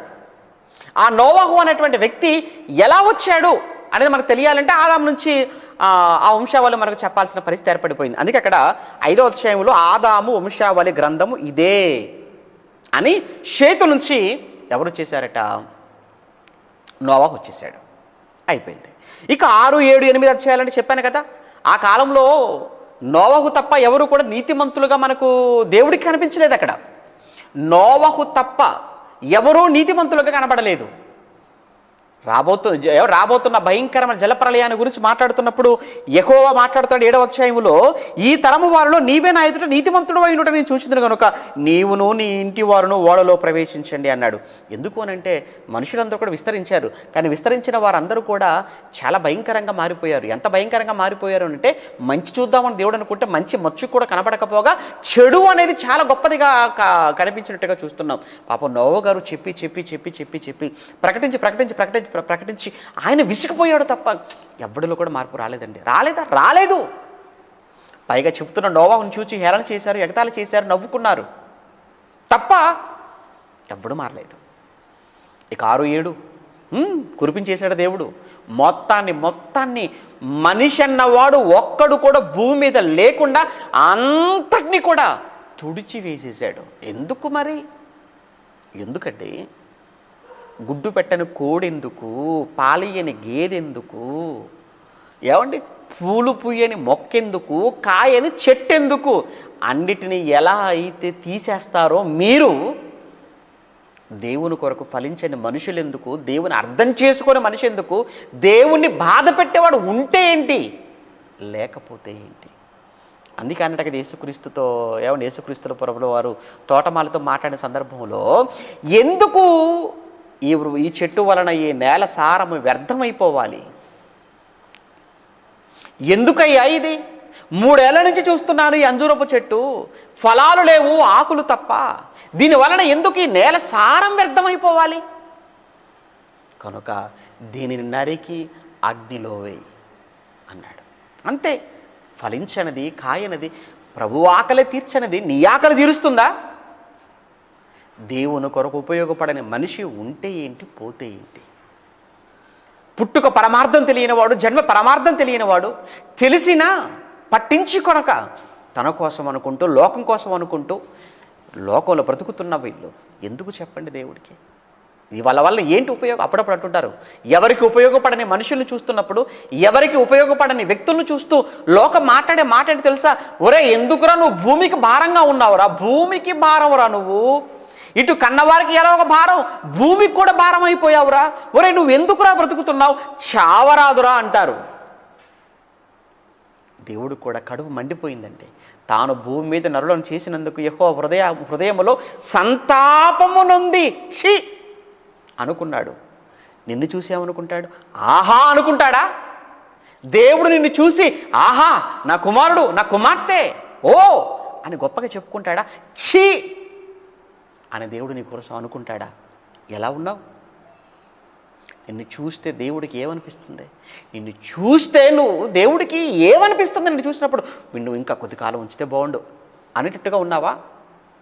అనవసరంగా లాస్ట్ ఇయర్ వీడిని బతికించేసాను, ఈ సంవత్సరంలో వీడిని లేపేస్తాను అన్నట్టుగా అనిపిస్తుంది అన్ని చూస్తుంటే. మొత్తానికైతే చెప్పే దేవుడు ఇంక ఎంత మంచివాడంటేనండి, దేవుడు వార్నింగ్ ఇచ్చిన తర్వాత దేవుడు యాక్షన్లోకి దిగుతాడండి. దేవుడు వార్నింగ్ ఇచ్చాకనే దేవుడు లేపేస్తాడు ఎవరినైనా కానీ. నీకు ఇవ్వట్లేదు అనుకుంటున్నా వార్నింగ్? రోజు వార్నింగ్సే మనం వినేది. ఏమండి, రోజు హెల్త్ బులెటిన్ విడుదల చేస్తుంటారు కదా. తెలంగాణ రాష్ట్రంలో ఇంతమంది కరోనా వచ్చింది, ఇంతమంది చనిపోయారు. ఆంధ్ర రాష్ట్రంలో ఇంతమంది కరోనా బారిన పడ్డ, ఇంతమంది చనిపోయారు. దేశవ్యాప్తంగా ఇన్ని మరణాలు. ఏమనుకుంటున్నా? వార్నింగ్ కాదనుకుంటున్నారు ఏంటి అది? నీకు ఇది వార్నింగే. నీకు దేవుడిచ్చే వార్నింగ్ ఇది, మనందరికి దేవుడిచ్చే వార్నింగ్ ఇది. కనుక ప్రభునందు ప్రేమైన దేవుని పిల్లలారా, దేవుడు ఏదైనా చేసే ముందు చెప్తాడండి. ఆయనకున్న మంచి అలవాటు అది. ఏమని చేసే ముందు చెప్తాడు. జలప్రలయం చెప్పేశాడు, తీసేశాడు, అయిపోయింది. అది 6, 7, 8, 9కి వచ్చేసామా? ఇంకా నోవా ఫ్యామిలీ తప్ప ఎవరు లేరు. ఓడలో నుంచి బయటికి రమ్మన్నాడు, వచ్చేసారు. వచ్చేసిన తర్వాత వాళ్ళకి ఏం చెప్తున్నాడు చూస్తారు మీరు 9వ అధ్యాయంలో. ఏమంటే, మరియు దేవుడైన యెహోవా నోవాహును అతని కుమారులను ఆశీర్వదించి మీరు ఫలించి అభివృద్ధి పొంది మీరు భూమిని నిండించండి. ఆ రోజు అవాదములతో చెప్పింది వీళ్ళతో చెప్తున్నాడు. ఏమండి, మీ భయమును మీ బెదురును అడవి జంతువులన్నిటికీ ఆకాశ పక్షి నేల మీద ప్రతి పురుగును సముద్రపు చేపలు కలుగును. అప్పటివరకు లేదా ఏంటి? లేదు అన్నట్టుగా అర్థమవుతుంది. ప్రాణం గల సమస్త చరములు ఆహారమును పచ్చని కూర మొక్కలను ఇచ్చినట్లు వాటిని మీకు ఇచ్చి ఉన్నాను అన్నాడు. ఏంటో ఈ మాట చదివిన తర్వాత అంటే ఇక్కడ నుంచి మాంసాహారం అనేది ప్రారంభమైనట్టుగా కనబడుతుంది. ఎందుకంటే ఇక్కడ మనం చూస్తుంటే, ఇక్కడ ఎస్పెషల్లీ మనం చూస్తుంటే ఇవి మీకు ఆహారం అవుతాయి, ఇవి మీకు ఆహారం అవుతాయని ప్రత్యేకంగా చెప్తుంటాడు. చూసారు అక్కడ పక్షుల కోసం జంతువుల కోసం మాట్లాడుతున్నప్పుడు. ఓకే, ఇలా 9వ అధ్యాయం అయిపోయింది. 10, 11కు వచ్చేటప్పటికి 10వ అధ్యాయంలో దేశం ఏమండి భాగాలుగా విడిపోవటం. ఇక్కడ 11వ అధ్యాయంలో మనం చూస్తున్నప్పుడు ముఖ్యంగా ఈ 11కు రాగానే 11లో పేరు సంపాదించుకుందామని ఒక పిచ్చి పట్టినటువంటి జనమంతా కూడా ఒకే చోటుకు చేరిపోయి ఆకాశాన్ని అంటే గోపురాన్ని కట్టుకోవాలనుకున్నారు. అదే బాబేలు అంటే తారుమారు. దేవుడు ఉద్దేశం ఏంటి అసలు? ఆదాము వాళ్ళు చేసినప్పుడు దేవుడు ఏమన్నది మీకు తెలుసు కదా. ఆదికాండం 1వ అధ్యాయంలో మీరు 26, 27 వచనాలు మీరు చూస్తున్నప్పుడు, ప్రత్యేకంగా 28 మీరు చూస్తున్నప్పుడు మీరు విస్తరించండి అన్నాడు దేవుడు అక్కడ. ఎస్పెషల్ 28లో దేవుడు మీరు విస్తరించండి అన్నాడు. అవ్వ ఆదాములతో దేవుడు చెప్పిన మాట మీరు విస్తరించాలి అనేది. మీ నుంచి వచ్చిన వాళ్ళంతా కూడా అనేక ప్రాంతాలకు వెళ్ళిపోవాలి అనేది. కానీ వీళ్ళేం చేస్తున్నారు? దేవుని ఆజ్ఞకు భిన్నంగా, దేవుని మాటకు వ్యతిరేకంగా మేము విస్తరించాం, మేము ఒకే చోట ఉంటాం, ఇక్కడే ఉంటాం అని అందరూ ఒకే చోట ఉండటం కోసం గోపురాలు కట్టుకుంటుంటే దేవుడికి చిరాకు వచ్చేసి, కోపం వచ్చేసి మొత్తం గోపురం మొత్తం పడగొట్టేశాడు. వాళ్ళ భాషను కూడా అప్పటి వరకు ఒకటే భాష, కానీ అక్కడి నుంచి భాషలు తారుమారైపోయాయి, వెళ్ళిపోయారు. ఇక అక్కడి నుంచి ఆయా ప్రాంతాలకు, ఆయా దేశాలకు అందరూ కూడా చెదిరిపోవటం ప్రారంభమైంది. మరి నెక్స్ట్ ఏంటి ఇప్పుడు? నెక్స్ట్ ఏంటంటే అక్కడ 3వ అధ్యాయాలు మర్చిపోకూడదు. నీకును స్త్రీకిని నీ సంతానమునకును ఆయన సంతానమునకును అన్నాడు. మరి ఆయన రావాలి కదా, ఆ విమోచకుడు రావాలి కదా, రక్షకుడు రావాలి కదా. మరి ఆయన రావాలి అని అంటే ఏంటి? దేవుడు ఏర్పాటు చేసుకున్న ప్లాన్ ఏంటి ఉంది? ఆయనకు ఒక ప్లాన్ ఉంది. ఏంటి ఆ ప్లాన్? ఆయన రావడానికి ముందుగా దేవుడు ఏర్పాటు చేసిన గ్రౌండ్ వర్క్ అంటారు చూసారా, అది చూశాడు భూమి మీద. అబ్రహాం ది బెస్ట్గా కనబడ్డాడు. విషయం ఏంటంటే అబ్రహాము అన్యుడుగానే ఉన్నాడు, అప్పటికీ విగ్రహారాధికుడుగానే ఉన్నాడు. అయినా దేవుడు అబ్రహామును చూశాడు. నిజంగా అబ్రహాము కోసం దేవుడు ఎక్కడి నుంచి తీసుకొచ్చాడో మనం చూస్తుంటానండి. ఆ నోవాకు తర్వాత నోవాకు పుట్టిన పిల్లలు షేము, హాము, యాపేతు. అందులో దేవుడు ఏర్పాటు చేసుకున్నటువంటి వంశం షేము. ఆ షేము నుంచి వచ్చినటువంటి వంశంగా మనకు కనబడుతుంది. ఇప్పుడు మీరు 11 మీరు చూస్తే, ఇక 11వ అధ్యాయంలో 10 నుంచి మీరు చూస్తారా, షేము వంశావళి ఇది. అక్కడ ఆదాము వంశావళి, ఆదాము నుంచి నోవహు వరకు అక్కడ చూసాం మనం కదా. జలప్రలయానికి ముందు ఆదాము నుంచి ఎక్కడి వరకు చూసాం? నోవహు వరకు. ఇప్పుడు జలప్రలయం తర్వాత వంశావళిలో షేము నుంచి అబ్రహాము వరకు వంశావళి చూస్తాం ఇక్కడ మనం. జలప్రలయం తర్వాత షేము నుంచి అబ్రహాము వరకు, జలప్రలయానికి ముందు ఆదాము నుంచి నోవహు వరకు. రైట్, ఇప్పుడు చూద్దాం. షేము వంశావళి ఇదే. షేము నుంచి ఎవరు వచ్చారు? అర్పక్షదు నుంచి ఎవరు వచ్చారు? షేలహు నుంచి ఏబేరు నుంచి పెలెగు నుంచి రయ్యు నుంచి సెరుగు నుంచి ఎవరు వచ్చేసారు? నాహోరు నుంచి వచ్చిన వాడు తెరహు నుంచి వచ్చిన వాడు అబ్రహాం. చూసారా, అబ్రహాం అంటే ఇప్పుడు అబ్రహామును దేవుడు రప్పించుకోవటానికి దేవుడు షేము నుంచి మధ్యలో ఎంతమందిని దేవుడు కాపాడుకున్నాడు? ఇంకా చెప్పమంటారా? అసలు యేసుక్రీస్తు రావడానికి ముందు దేవుడు ఇక్కడ షేము నుంచి అబ్రహాము వరకున్న తరాలు కాపాడుకున్నాడు. అబ్రహాము నుంచి ఇస్సాకు, యాకోబు, ఆ తర్వాత యూదా నుంచి దావీదు, దావీదు నుంచి ఎంతమందినండి దేవుడు కాపాడుకుంటూ వస్తే కానీ యేసుక్రీస్తుల వారు రాలేదు. ఇదంతా ఆదికాండం చెప్పే చరిత్ర అండి మనకు. రైట్, అబ్రహామును చూశాడు. అబ్రహాముతో ఏం చెప్తున్నాడు 12వ అధ్యాయంలో? యెహోవా అబ్రహాముతో, నీవు లేచి అబ్రహాము, నీ దేశము నుండి, నీ బంధువుల యొద్ద నుంచి, నీ తండ్రి ఇంటి నుంచి బయలుదేరి నేను నీకు చూపించే దేశమునకు నువ్వు వెళ్ళాలి. ఎందుకంటే 2వ వచనంలో, నిన్ను నేను గొప్ప జనముగా చేసి నిన్ను ఆశీర్వదించి నీ నామమును గొప్ప చేయుదును, నీవు ఆశీర్వాదముగా ఉందువు, నిన్ను గొప్ప జనముగా చేసి. ఇందులో మనకు ప్రధానమైనటువంటి మాట ఏంటంటే 3వ వచనంలో, నిన్ను ఆశీర్వదించు వారిని ఆశీర్వదించేదను, నిన్ను దూషించు వారిని శపించేదను, భూమి యొక్క, ఈ పదం చూడండి, భూమి యొక్క సమస్త వంశములు అన్నాడు అంటే దాని అర్థం ఏంటి? అందులో మనం కూడా ఉన్నాం తెలుసా అండి, ఇండియన్స్గా మనం కూడా ఉన్నాం. భూమి యొక్క సమస్త వంశములు నీ యందు ఆశీర్వదించబడును అంటే అబ్రహాముకు దేవుడు ఇచ్చిన వాగ్దానము అనుకుంటే 12వ అధ్యాయం 3వ వచనంలో, అక్కడ 12:3లో అబ్రహాముతో దేవుడు చేసిన వాగ్దానములో సమస్త వంశములు ఉన్నాయి. ఎలా సమస్త వంశములను? యేసుక్రీస్తు ద్వారా సమస్త వంశములను ఆశీర్వదించాలి అని దేవుడు ఆదిలో చేసుకున్నటువంటి ప్రణాళిక. రైట్, ఇక మనం ఏమంటే కేవలం ఇదే కాదు, మీరు 22వ అధ్యాయం మీరు చూస్తారా, 22లో కూడా అదే మాట చెప్తుంటాడు. 22వ అధ్యాయం ఆదికాండంలో 22 అంటే అబ్రహాము ఇస్సాకును బలిగా తీసుకుని వెళ్ళిన తర్వాత మళ్ళీ తిరిగి దేవుడు వద్దు అనగానే కొడుకును పొందుకుంటాడు. 22వ అధ్యాయంలో చెప్పే స్టోరీ అది మనకు. ఆ 22:18లో, మరియు నీవు నా మాట వినినందున, ఎంత మంచి మాట చూడండి. ఎందుకు అబ్రహామును దేవుడు సెలెక్ట్ చేసుకున్నాడు, అబ్రహామును ఎందుకు గొప్ప చేశాడు, అబ్రహామును దేవుడు ఎందుకు ఆశీర్వదించాడు, అబ్రహామును ఎందుకు విశ్వాసులకు తండ్రిగా చేశాడు, నిన్నెందుకు చేయలేదు అని అనుకుంటున్నావా? నిన్ను దేవుడు గొప్ప జనంగా చేస్తాడు, నిన్ను గొప్పవాడిగా చేస్తాడు. నిన్ను దేవుడు గొప్పవాడిగా చెయ్యాలి అని అంటే నీకు ఉండవలసిన క్యారెక్టర్ ఏంటి అంటే అబ్రహాముకున్నది నీకుండాలి. ఏంటి అబ్రహాముకున్న క్యారెక్టర్? మరియు నీవు నా మాట వినినందున. మనం ఏంటంటే అందరి మాట వింటాం, దేవుడి మాట తప్ప. అబ్రహాముకు మనకున్న ప్రధానమైన తేడా చెప్పమంటారా? అబ్రహామేమో దేవుని మాటే వింటాడు, మనమా దేవుని మాట తప్ప అందరి మాట వింటాం. అందుకే మనం ఇలా ఉన్నాం, ఆయన అలా ఉన్నాడు. చాలామంది అండి, నిజంగా మీరు చెప్పండి, నిజంగానండి మీరు దేవుడి మాట వింటారా? వింటామంటే చెవులతో వింటాం కాదు. అక్కడ మేము వింటున్నాం కదా రోజు లైవ్లో అంటారా మీరు? వినటం అంటే చెవులతో వినటం అనా? కాదు. వినటం అన్న మాటకు అర్థం ఏంటి తెలుసా? ఒరే నాయన ఇట్లారా అంటే విన్నానులే అని అక్కడే ఉన్నాడు అనుకో, వాడు రాకుండా, అది వినటమా? వాడు వస్తే విన్నట్టు, అంతా అక్కడే ఉండే విన్నానులే అంటే అది ఎలా అండి? వినటం అంటే పాటించటం అని అర్థం. కనుక అబ్రహాం గారు ఏం చేశారట? అబ్రహాం గురించి దేవుడు మాట్లాడుతూ, మరియు అబ్రహాము నీవు నా మాట వినినందున భూలోకములోని జనములన్నీయు నీ సంతానము వలన ఆశీర్వదింపబడునని నా తోడని ప్రమాణము చేసి ఉన్నాను. అబ్బా, ఎంత మాట అంటేనండి, దేవుడంతటి వాడు అబ్రహాముతో, అబ్రహాము నా తోడు అబ్రహాం అంటున్నాడండి. అబ్బా, అబ్రహాముతో దేవుడు నా తోడు, నా మీద ఒట్టు అబ్రహాం అంటున్నాడు. దేవుడండి నా తోడని ప్రమాణము చేసి ఉన్నానని యెహోవా సెలవిచ్చిన నేను. అప్ప ఎంత వండర్ఫుల్ అండి నిజంగా. ఎందుకంటే ఒకటే కారణం ఏంటంటే అబ్రహాము దేవుడి మాట వినినందున దేవుడి మాట వినండి. దేవుడు చెప్పింది కంప్లీట్గా మీరు వినండి, లోబడిపోండి దేవుడికి మనముగా దేవుడికి మన జీవితాన్ని లోపరిస్తే, దేవునికి మన జీవితాన్ని మనం విధేయులుగా మార్చేసుకుంటే చెడిపోవటం అంటూ ఉండదండి, బాగుపడటమే తప్ప. మనుషుల మాట విని ఇప్పటికే చాలామంది దెబ్బతిన్నారని చెప్తూనే ఉంటారు, అయినా మళ్ళీ వాళ్ళ మాట వింటుంటారు. ఏంటో అర్థమవుదు. మనుషుల మాట విని మోసపోయామంటూనే ఉంటారు, మళ్ళీ వాళ్ళ మాటలు వింటుంటారు. మనుషుల మాటలు విని దెబ్బతిన్నామంటారు, మళ్ళీ వాళ్ళ మాటల దగ్గర. ఎందుకండి ఇదంతా? దేవుని మాట వినరా? ఒకసారి వాళ్ళు దెబ్బతిన్నారు కదా, అయినా ఇంకా బుద్ధి రాలేదా? దేవుని మాట వినండి.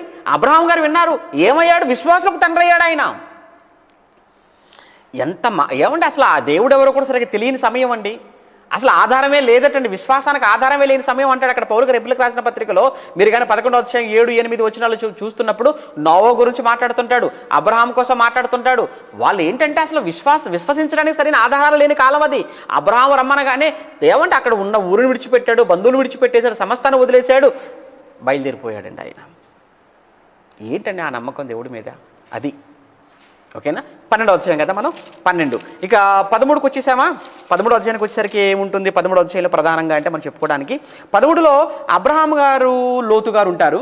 ఆ అబ్రహాం గారు లోతు గారి మధ్య ఇతని మందల కాపరులకు ఇతని గొర్రెల కాపరులకు మధ్య చిన్ని వివాదం వచ్చేసింది. రాగానే ఇద్దరు వేరైపోతారు. అలా వేరైపోయినప్పుడు లోతు గారు ఏం చేశారు అని అంటే, ఓ పచ్చగా కనబడుతుంది సొదొమ అనుకున్నాడు, చాలా బాగుంది అనుకున్నాడు, అటువైపుగా వెళ్ళాడు. ఆ తర్వాత ఏమయ్యాడు? అందరినీ పోగొట్టుకున్నాడు, ఆఖరికి పాడైపోయాడు. అంటే తన పిల్లల జీవితాలను బట్టి అంటున్నా. ఆయన బాగానే ఉన్నాడు, కానీ ఏం సుఖం చెప్పండి? అంత నష్టం జరిగిపోయింది, మీకు తెలుసు కదా, చెప్పాం కదా.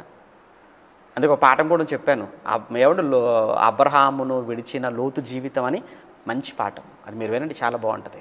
విడిచిపెట్టకూడదని ఎప్పుడు కూడా. అబ్రహాము దేవుని స్నేహితుడు, భయభక్తులు కలిగిన వాడు, ఎంతో దేవునితో సాన్నిధ్యం కలిగిన వాడు.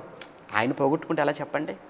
అందుకే సేవకులకు ఎప్పుడు మీరు దూరంగా ఉండకండి, దూరమయ్యే ప్రయత్నం చేయకండి, దగ్గరగా ఉండే ప్రయత్నం చేయండి. ఇక్కడ 13వ అధ్యాయంలో ఇది జరుగుతుందండి. 14లో మెల్కిసెదెకు యొక్క రాక కావచ్చు, దశమ భాగాల గురించి మాట్లాడుతుంటాడు.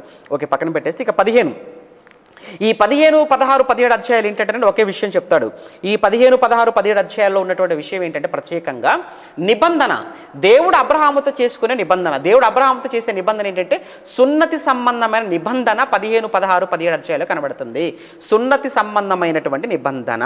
ఇదిగో నీకు నాకు మధ్య గుర్తుగా నిబంధనగా నీ గర్భవాసం నుంచి పుట్టినటువంటి ప్రతి మగబిడ్డకు 8వ దినాన సున్నతి చేయాలి అనేటువంటి ఒక నిబంధన అనేది అక్కడ ఆ దేవుడు చేస్తున్నాడు. అక్కడ నుంచి అబ్రహాము ఇస్సాకు కావచ్చు, ఇస్సాకు యాకోబు కావచ్చు, యాకోబు ఆ తర్వాత వచ్చినటువంటి తన 12 మంది కావచ్చు, వారి నుంచి కాలి అది సున్నతి అనేది ఒక నిబంధనగా ఆ ఇశ్రాయేళ్ల మధ్య యూదుల మధ్య మారటం అనేది మనకు కనబడుతుంది. ఆ నిబంధన సంబంధించిన విషయం 15, 16, 17 అధ్యాయాలు. ఓకే, నెక్స్ట్ 18వ అధ్యాయానికి వచ్చేసామా? 18, 19 2 అధ్యాయాలు కలిపి ఉంటాయి. ఈ 2 అధ్యాయాల్లో ఉన్నటువంటి చరిత్ర ఏంటంటే సొదొమ గొమొర్రాలకు సంబంధించినటువంటి నాశనం. ఎందుకు సొదొమ గొమొర్రా నాశనం చేయాలనుకున్నాడు అని అంటే, అబ్బో వారు చాలా భయంకరమైనటువంటి ఏమంటే దేవుడి దృష్టికి చాలా ఘోరమైనటువంటి పాపంలో వాళ్ళు మునిగిపోయారు అన్నట్టుగా మనకు కనబడుతుంది. ఇంకొక విషయం ఏంటంటేనండి, అసలు ఈయన అక్కడికి వెళ్ళేటప్పటికి ఎవరు లోతు గారు సొదొమని ఎంచుకున్నారని చెప్పాను కదా 13వ అధ్యాయంలో. ఆయన అసలు లోతు గారు సొదొమకు వెళ్ళేటప్పటికి సొదొమ ఎలా ఉందో చెప్పమంటారా? 13వ అధ్యాయం చూడండి ఒకసారి, మళ్ళీ వచ్చేద్దాం కానీ ఇక్కడికి. 13వ అధ్యాయం మీరు 13వ అధ్యాయం 13వ వచనంలో 13, 13 చూసారా? 13, 13లో సొదొమ మనుష్యులు దుష్టులు. సొదొమ మనుషులు దుష్టులైనా ఎలా ఉన్నారు అని అంటే బ్రహ్మాండంగా ఉన్నారు. అప్పుడప్పుడు అనిపిస్తుంటుంది పాపులే చాలా బాగుంటారు మన కళ్ళ ముందు, చెడ్డవాళ్ళే అన్నీ అన్నీ అనుభవించినట్టు కనబడుతుంటారు. అన్నీ అనుభవించినట్టు కనబడుతున్నారు కదా, నువ్వు కూడా వెనకాల వెళ్ళకు. సొదొమలో ఉన్న వాళ్ళు కూడా అలానే ఉన్నారు. పచ్చ కనబడిందని వెళ్ళాడు అయ్యగారు అక్కడికి. అంటే వాళ్ళ భూములు బాగా పండుతున్నాయి, మంచి సారవంతమైన నేల, చక్కగా తినడానికి కొదువు లేదు, డబ్బు కొదువు లేదు, మంచి ఉద్యోగం, మంచి వ్యాపారం చేసుకోవచ్చు, డబ్బు సంపాదించుకోవచ్చు, మంచి సంపద ఏంటోనండి అంతా. ఆఖరికి చూసారా ఏమైపోయాడో? వద్దు,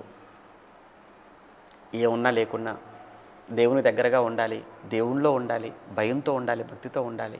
వాటిలో మొన్న ప్రీమియర్ వేశారు సంతోషం ఎక్కడ దొరుకుతుంది, మీరు చూసుంటారు కదా, చాలామంది చూశారు కదా సంతోషం ఎక్కడ దొరుకుతుంది. పాప సొలొమోన్ గారు చెప్పారు కదా, మంచి పాఠం చెప్పారు. ఆ చెంప ఈ చెంప వాయించుకుంటూ మరీ చెప్పారు సొలొమోన్ గారు. అది వింటే మీకు అర్థమవుతుంది. ఒరే సంతోషం అనేది ఎక్కడో లేదురా, డబ్బులో లేదురా, ఆస్తుల్లో లేదురా సంతోషం, ఎందులో ఉంది? చదువులో లేదురా సంతోషం. సంతోషం అనేది ఆఖరిని చెప్తున్నాను, దేవుని యొక్క ఆజ్ఞలను గైకొనటంలోనే ఉంది సంతోషం. కనుక అన్నీ పక్కన పెట్టండి, బైబిల్ ముందు పెట్టుకోండి అని చెప్పాడు అనమాట ఆయన. అది ఆనందం, అక్కడుంది ఆనందం, అక్కడుంది సంతోషం. ఇక్కడ వీళ్ళు చూడండి, ఈయన వెళ్ళేటప్పటికే సొదొమ మనుషులు దుష్టులను యెహోవా దృష్టికి బహు పాపులునై ఉండిరి. అప్పటికే ఇక 18వ అధ్యాయానికి వచ్చేసరికి పాపం ఇంకా కాస్త పెరిగిపోయింది. దేవుడు భరించలేకపోయాడు, అబ్రహామును పిలిచాడు. అబ్రహాం అన్నాడు, చెప్పు అన్నాడు.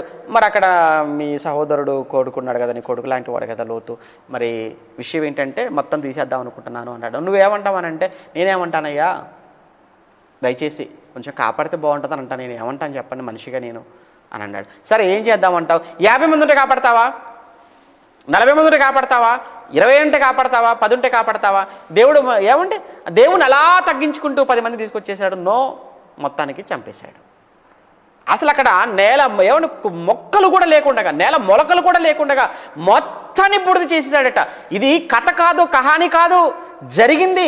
ఇప్పటికి స్టిల్ పురావస్తు శాస్త్రవేత్తల పరిశోధనల్లో ఇప్పటికీ ఒకప్పుడు అగ్నిగంధకాలు కురిశాయని రీసెంట్గా శాస్త్రవేత్తలు కూడా ఒప్పుకున్నారు, రుజువులు చూపించారు.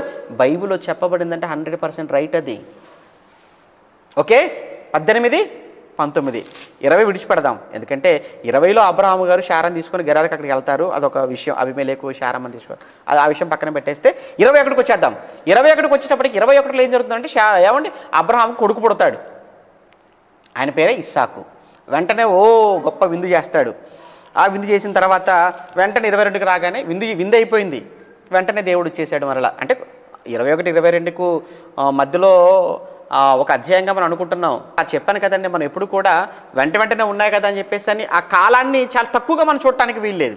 21లో విందు అయిపోయింది. 22కి వచ్చేటప్పటికి ఏం చేశాడు అని అంటే 22లో దేవుడు మళ్ళీ అబ్రహాం దగ్గరికి వచ్చాడు. పరీక్ష అబ్రహాం గారి పరీక్ష. పెద్ద పరీక్ష అంటే మామూలు పరీక్ష కాదండి అది. అబ్రహాం అన్నాడు, చెప్పండి తండ్రి అన్నాడు. ఏంటి మరో కొడుకా? లేదు, ఉన్న కొడుకునే నాకు ఇవ్వాలి అన్నాడు. అందుకే పదే అబ్రహాము పరీక్షించడానికి అంటాడు, నీకు ఒక్కడై ఉన్నా. ఆ మాట ఎందుకు జ్ఞాపకం చేస్తున్నాడు అనుకుంటున్నారు? ఎక్కడైనా అబ్రహాము బలహీనమైపోతాడేమో, ఎక్కడైనా మళ్ళీ వెనక తీస్తాడేమో, అందుకోసం కావచ్చు. నీకు ఒక్కడై ఉన్నా, తెలియదండి అబ్రహాం ఒక్కడేనని. మళ్ళీ నీకు ఒక్కడై ఉన్నాను ఎందుకనాలి మాటికి? అంటే ఆ మాటను అన్నప్పుడల్లా అబ్రహాం ఎక్కడ నొచ్చుకుంటాడేమో, బలహీన పడిపోతాడేమో, వెనక్కి తీసుకుంటాడేమో అని అనుకుంటున్నాడా? ఏమండి, మొత్తానికైతే లేదండి, అబ్రహాం గారు ఇవ్వటానికి సిద్ధపడిపోయాడు. అబ్రహాం తీసుకుని వెళ్ళిపోయాడు, కత్తిపైకి ఎత్తాడు, వద్దు అన్నాడు. అప్పుడు చెప్పిన మాట 18 వచనం మనం చదువుకున్నాం. ఇప్పుడు ముందుగా చదువుకున్నాం కదా, అబ్రహాము నీవు నా మాట విన్నావయ్యా, వెరీ గుడ్, నువ్వు నాకు బాగా నచ్చేసావయ్యా, అందుకే నేను నీ సంతానాన్ని నేను గొప్ప చేస్తాను, నీ సంతానం వలన అనేకులను ఆశీర్వదిస్తాను. Very good. మళ్ళీ ఇక 23కు వచ్చేటప్పటికండి బ్యాడ్ న్యూస్ అండి. ఏంటి ఆ బ్యాడ్ న్యూస్ అంటే శారమ్మ చనిపోద్దండి. బ్యాడ్ న్యూసే కదండి, మరి భార్య చనిపోయింది కదా అబ్రహాం గారు. ఇస్సాకు ఇంకో విషయం చెప్పమంటారా? పాపం ఇస్సాకు పెళ్లి కాకముందే చచ్చిపోయిందండి ఆవిడ. మరి ఇంకా బ్యాడ్ న్యూస్ కదండి మరి అది. ఇంకా పాపం ఇక లాభం లేదు అనుకున్నాడు. అయ్యో భార్య చనిపోయింది, వీడికేమో పెళ్ళి అవ్వలేదు అని బాగా ఆలోచించినట్టుంది. వెంటనే ఇక లాభం లేదు ఇప్పటికైనా అని చెప్పి 24లో ఏం చేస్తాడు? పెళ్లి ఏర్పాట్లు చేస్తాడు. 24 అధ్యాయానికి రాగానే ఇస్సాకు పెళ్ళి. 23 రాగానే ఏమనుకున్నారు? 23లో శారా చనిపోయింది. 24లో ఇస్సాకు గారి పెళ్ళి. ఈ పెళ్లి కోసం అంటే చాలా ఆలోచించాడు, తొందరపడలేదండి. మీకు న్యాయాధిపతి చరిత్ర చెప్పినప్పుడు చెప్పాను. అందులో పెళ్లి కోసం అండి చాలా బాగా ఆలోచించాడు. ఎందుకంటే మరి ఇతని సంతానము వలన సమస్త జనులు ఆశీర్వదించబడాలి కదా, తొందరపడకూడదు వివాహం దగ్గర. అందుకే ఇక్కడ అబ్రహాం గారు బాగా ఆలోచించారు. ఎవరిని ఆయన కనానులో ఉన్నాడు, కానీ కనాను దేశంలో ఉన్న ఏ స్త్రీని వద్దనుకున్నాడు. భక్తి కలిగినటువంటి శార ఎక్కడి నుంచి వచ్చిందో, లేదా వాళ్ళ పూర్వీకులు ఎక్కడైతే ఉన్నారో, నా స్వదేశం అని అక్కడ పంపించేశాడండి. అక్కడ పంపగానే అక్కడి నుంచి తీసుకొచ్చాడండి. అందులో మధ్యవర్తి ఉన్నాడు కదండి, మధ్యవర్తి ఎలియాజరు అని. అంటే ఆ ఎలియాజరు మధ్యవర్తి కూడా మంచి నమ్మకమైన వాడండి. చాలా మధ్యవర్తులు ఉంటారండి, మహామాయజాతి ఉంటారు కొంతమంది పెళ్ళిళ్ళ విషయంలో. కానీ ఇక్కడ ఉన్నటువంటి ఈ మధ్యవర్తి మాత్రం అలాంటి వాడు కాదండి, నమ్మకమైన బంటండి, మంచి నమ్మకస్తుడు యజమానికి అబ్రహాం గారికి. అందుకే మంచి అమ్మాయిని తీసుకొచ్చేసాడు. ఏమండి ఆవిడెవరు? రెబెకా వచ్చేసిందండి. ఏమంటే మొత్తానికి 24 చివరికి వచ్చేటప్పటికి ఇస్సాకుకు పెళ్ళయింది, సంతోషం. 25కి వచ్చేసరికి మళ్ళీ బ్యాడ్. మళ్ళీ 25లో బ్యాడ్ న్యూస్ ఏంటంటే ఈసారి అబ్రహాం గారు చనిపోతారు.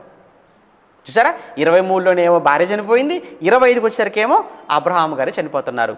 ఎంతకాలం బ్రతికాడు అనుకుంటున్నారు? అబ్రహాం గారు 175 ఇయర్స్ బ్రతుకుతాడు. 175 సంవత్సరాలు బ్రతికి చనిపోయాడు. ఏమండి ఇంకా మరి చనిపోయిన తర్వాత నెక్స్ట్ ఏంటంటే మరి ఇస్సాకు ఉన్నాడు కదా. ఇప్పుడు నెక్స్ట్ ఇక్కడ నుంచి ఇక ఇస్సాకు చరిత్ర ప్రారంభం అవుతుంది. చెప్పుకున్నాం కదా 25, 26 అధ్యాయాలని చెప్పుకున్నాం కదా ఇస్సాకు చరిత్ర. రైట్, ఇస్సాకు చరిత్రలో ఇస్సాకు కూడా పెళ్ళైన తర్వాత 20 ఏళ్ళ వరకు పిల్లలు లేరు. 40లో పెళ్ళైంది ఆయనకు, 40లో, కానీ 60 వరకు పిల్లలు లేరు. బాధపడ్డారు, దేవునికి ప్రార్థించారు, దేవుడు గర్భం తెరిచాడు. ఒకేసారి 2 ఇచ్చాడంటే దేవుడు, ట్విన్స్. అందులో ఏశావు, యాకోబు. విషయం ఏంటంటే ఎవరు పెద్ద అని చెప్తారు మీరు చెప్పండి. ఏమండి ఎవరు పెద్ద అంటే ఎవరు? ఇద్దరు ఒకేసారి వచ్చారు, ఇద్దరు డేట్ ఆఫ్ బర్త్ ఒకటే, అంతే కదండి. ఏశావు యాకోబు కవలలని మనమే అంటున్నాం కదా. మరి ఇద్దరు కవలైనప్పుడు ఎవరు పెద్ద ఎవరు చిన్న? సరే ఏదో వీడు ముందెళ్ళిపో యాక్చువల్గా వీడు ముందెళ్ళిపోదంటే కాలు బట్టి లాగేశాడట కదా, అక్కడ పెనుగులాడటం అనేది మనకు అక్కడ కనబడుతుంది కదా. సరే అయినా మొత్తానికైతే ఏశావు మొత్తానికైతే బయటకు వచ్చేసాడు అనుకుందాం. సరే ముందు ఆయన వచ్చాడు, నెక్స్ట్ ఎవరు వచ్చారు? యాకోబు వచ్చేసారు కదా. ఇక్కడ రాగానే మనం ఏమంటామంటే యాకోబుని ఏదో మోసగాడిగా, యాకోబుని ఏదో విలన్గా, యాకోబుని ఏదో చూస్తుంటాం. కానీ వాస్తవానికి ఏంటంటేనండి, యాకోబును మోసగాడిగా అని దేవుడు చెప్పలేదులే, కానీ ఏశావు గురించి మాత్రం భ్రష్టుడని మాత్రం చెప్పాడండి కదా. యాకోబును మోసగాడు అని లేకపోతే ఇంకేదో అని మనం అనుకోలేదులే, దేవుడు చెప్పలేదు. కానీ ఏశావు విషయంలో మాత్రం క్రొత్త నిబంధన సర్వసత్యం వచ్చేసిన తర్వాత సర్వసత్యంలో రాయబడిన మాట ఏంటంటే ఏశావు కోసం హెబ్రీ పత్రిక 12:16 మనకు తెలుసు కదా. హెబ్రీ పత్రిక 12:16లో ఒక పూట కూటి కోసం తన జ్యేష్ఠత్వమును అమ్మివేసిన ఏశావు వంటి భ్రష్టుడైనను వ్యభిచారి అయినను మీలో ఉండునేమో జాగ్రత్తగా చూచుకోండి సంఘాన్ని హెచ్చరించేశాడు అని అంటే ఏశావు మీద అసలు దేవుడికి అసలు మంచి ఒపీనియన్ లేదు.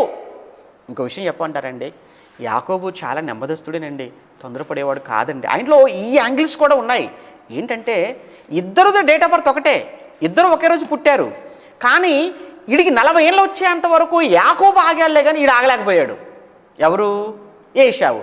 ఏం చేశాడు అని అంటే అదే కనాను దేశంలో ఉన్నటువంటి స్త్రీల దగ్గరికి వెళ్ళి వాళ్ళని పెళ్లి చేసుకొని వచ్చేసాడట. ఎక్కడ చూస్తాం ఈ స్టోరీ? మనం 26 చూద్దామా? 26:34లో ఏశావు 40 సంవత్సరం. మరి ఏశావు 40 అంటే ఇప్పుడు యాకోబు కూడా ఎంత ఉండాలి? ఏమండి మీకు అర్థమవుతుంది కదా. ఏశావుకు 40 అంటే యాకోబు కూడా ఎంత? 40. కానీ యాకోబు పెళ్లి చేసుకోలేదు. ఎవరు చేసుకున్నారు? ఏశావు. ఆ ఏశావు 40 సంవత్సరంలో వాడైనప్పుడు హిత్తీయుడైన బేయేరు కుమార్తెయగు యహూదీతును హిత్తీయుడైన ఏలేడు కుమార్తె, ఏంటి ఇద్దరిని మళ్ళీ ఒకరు కాదని మళ్ళీ ఇద్దరిని చేసుకొని వచ్చాడు అయ్యగారు. పెళ్లి చేసుకొనెను. వీరు ఇద్దరు ఇస్సాకును రిబకాకును మనోవేదన కలుగ చేసిరి. వీడు చేసిందే చాలా తప్పు, పెళ్లి చేసుకుని 40లో. కానీ యాకోబు 40 వరకు పెళ్లి చేసుకోలేదని అంటే ఇప్పుడు మీరు ఎవరు బెటర్ అంటే చెప్పండి. మాట్లాడితే యాకోబు ఏశావుకు కూర చూపించాడు, ఏశావుకు యాకోబు భోజనం పెట్టాడు, భోజనం పెట్టి ఇంకో విషయం చెప్పమంటారా, అక్కడ యాకోబు ఏశావుల మధ్య నిబంధన చేసుకున్నట్టు అక్కడ అది వాళ్ళిద్దరు మోసం అని మనం అనుకో. నిబంధన ఏంటా నిబంధన అంటే, ఇదిగో నీకు ఆకలి అవుతుంది అంటున్నావు కదా, అయితే నీకు ఆకలికి భోజనం నా దగ్గర ఉంది, మరి నీకున్న జ్యేష్ఠత్వం నాకు ఇస్తావా అన్నప్పుడు వాడు ఏం చేయాలి చెప్పండి? నేను నీకు జ్యేష్ఠత్వాన్ని ఇవ్వటం ఏంట్రా అనాలి. అలా అనలేదు. అలా అనుకుంటే ఏం చేశాడు? ఓకే అన్నాడు, నిబంధన అయిపోయింది. ఇందులో మోసం ఏముంది అందులో? అంతే కదండి. కానీ అక్కడ ఇస్సాకు దగ్గర ఆశీర్వాదాలకు వెళ్ళినప్పుడు చేశాడంటారా? అసలు ముందేవుడు భ్రష్టుడు. ఎవరు? ఇక్కడ 26లో మనకు కనిపించింది అదే కదండి. 25లోనే భ్రష్టుడిగా అమ్ముకున్నాడు జ్యేష్ఠత్వాన్ని, ఏమంటే వదులుకున్నాడు దాన్ని. అక్కడ ఆయన వెళ్ళాడు. అలానే ఎవరు పెద్ద ఎవరు చిన్న అనే విషయాన్ని కాకపోతే ఇక్కడ దేవుడి యొక్క సంకల్పంలో ఓకే. ఇక ఇలా సాగిపోతుందండి వీళ్ళది. 25, 26, 27లో ఇస్సాకు చరిత్ర అయిపోతుంది. ఇస్సాకు గురించి మాట్లాడుతున్నప్పుడు 28కి రాగానే 27లో దీవెనలు అయిపోతాయి. ఎవరికి? ఆశీర్వాదాలన్నీ కూడా తీసేసుకుంటాడు. జ్యేష్ఠుడికి రావాల్సిన ఆశీర్వాదాలన్నీ యాకోబుకి వచ్చేస్తాయి. 28కి రాగానే ఇక యాకోబు తండ్రి దగ్గరికి వస్తాడు, ఇస్సాకు దగ్గరికి. రాగానే ఇస్సాకే అంటాడు, ఒరే నాయన, మీ అన్న చాలా తొందరపడి ఇక్కడ అనవసరం ఇక్కడ పెళ్లి చేసుకున్నారా వీళ్ళని, వీళ్ళ వల్ల మాకు ఏమాత్రం మనశ్శాంతి లేదరా, నెమ్మది లేదరా, నువ్వు మాత్రం నాయన ఇక్కడ ఉన్న వాళ్ళు ఎవరిని చేసుకోకూడదురా, నువ్వు మీ అమ్మ వాళ్ళ ఇంటి దగ్గరికి వెళ్ళి అక్కడ ఉన్న వాళ్ళను, మీ మావయ్య ఉన్నాడు అక్కడ లాభాను, ఆయన దగ్గరికి వెళ్ళి వాళ్ళ కుమార్తెలు ఒకదాన్ని పెళ్లి చేసుకొని ఆయన నువ్వు ఇక్కడ ఉండకూడదురా అని వాళ్ళ తల్లి కూడా చెప్తుంది. మీ తండ్రి ఓరే మీ అన్నయ్య కూడా చాలా కోపంగా ఉన్నాడు, నువ్వు కనపడితే చంపేద్దామని చెప్తున్నాడు, మీ ఇద్దరు కనపడితే ఇద్దరు ఒకే రోజు ప్రాణం పెట్టుకుంటారు, దీనివలన దేవుని సంకల్పం ఏమైపోతుంది ఏంటో, దయచేసి నువ్వు వద్దురా ఇక్కడి నుంచి, నువ్వు వెళ్ళిపో అన్నాడు. బయలుదేరాడు ఆయన. ఎక్కడి నుంచి? 28 నుంచి బయలుదేరాడండి. ఇక మీరు 28, 29, 30, 31, 32 ఓకేనా?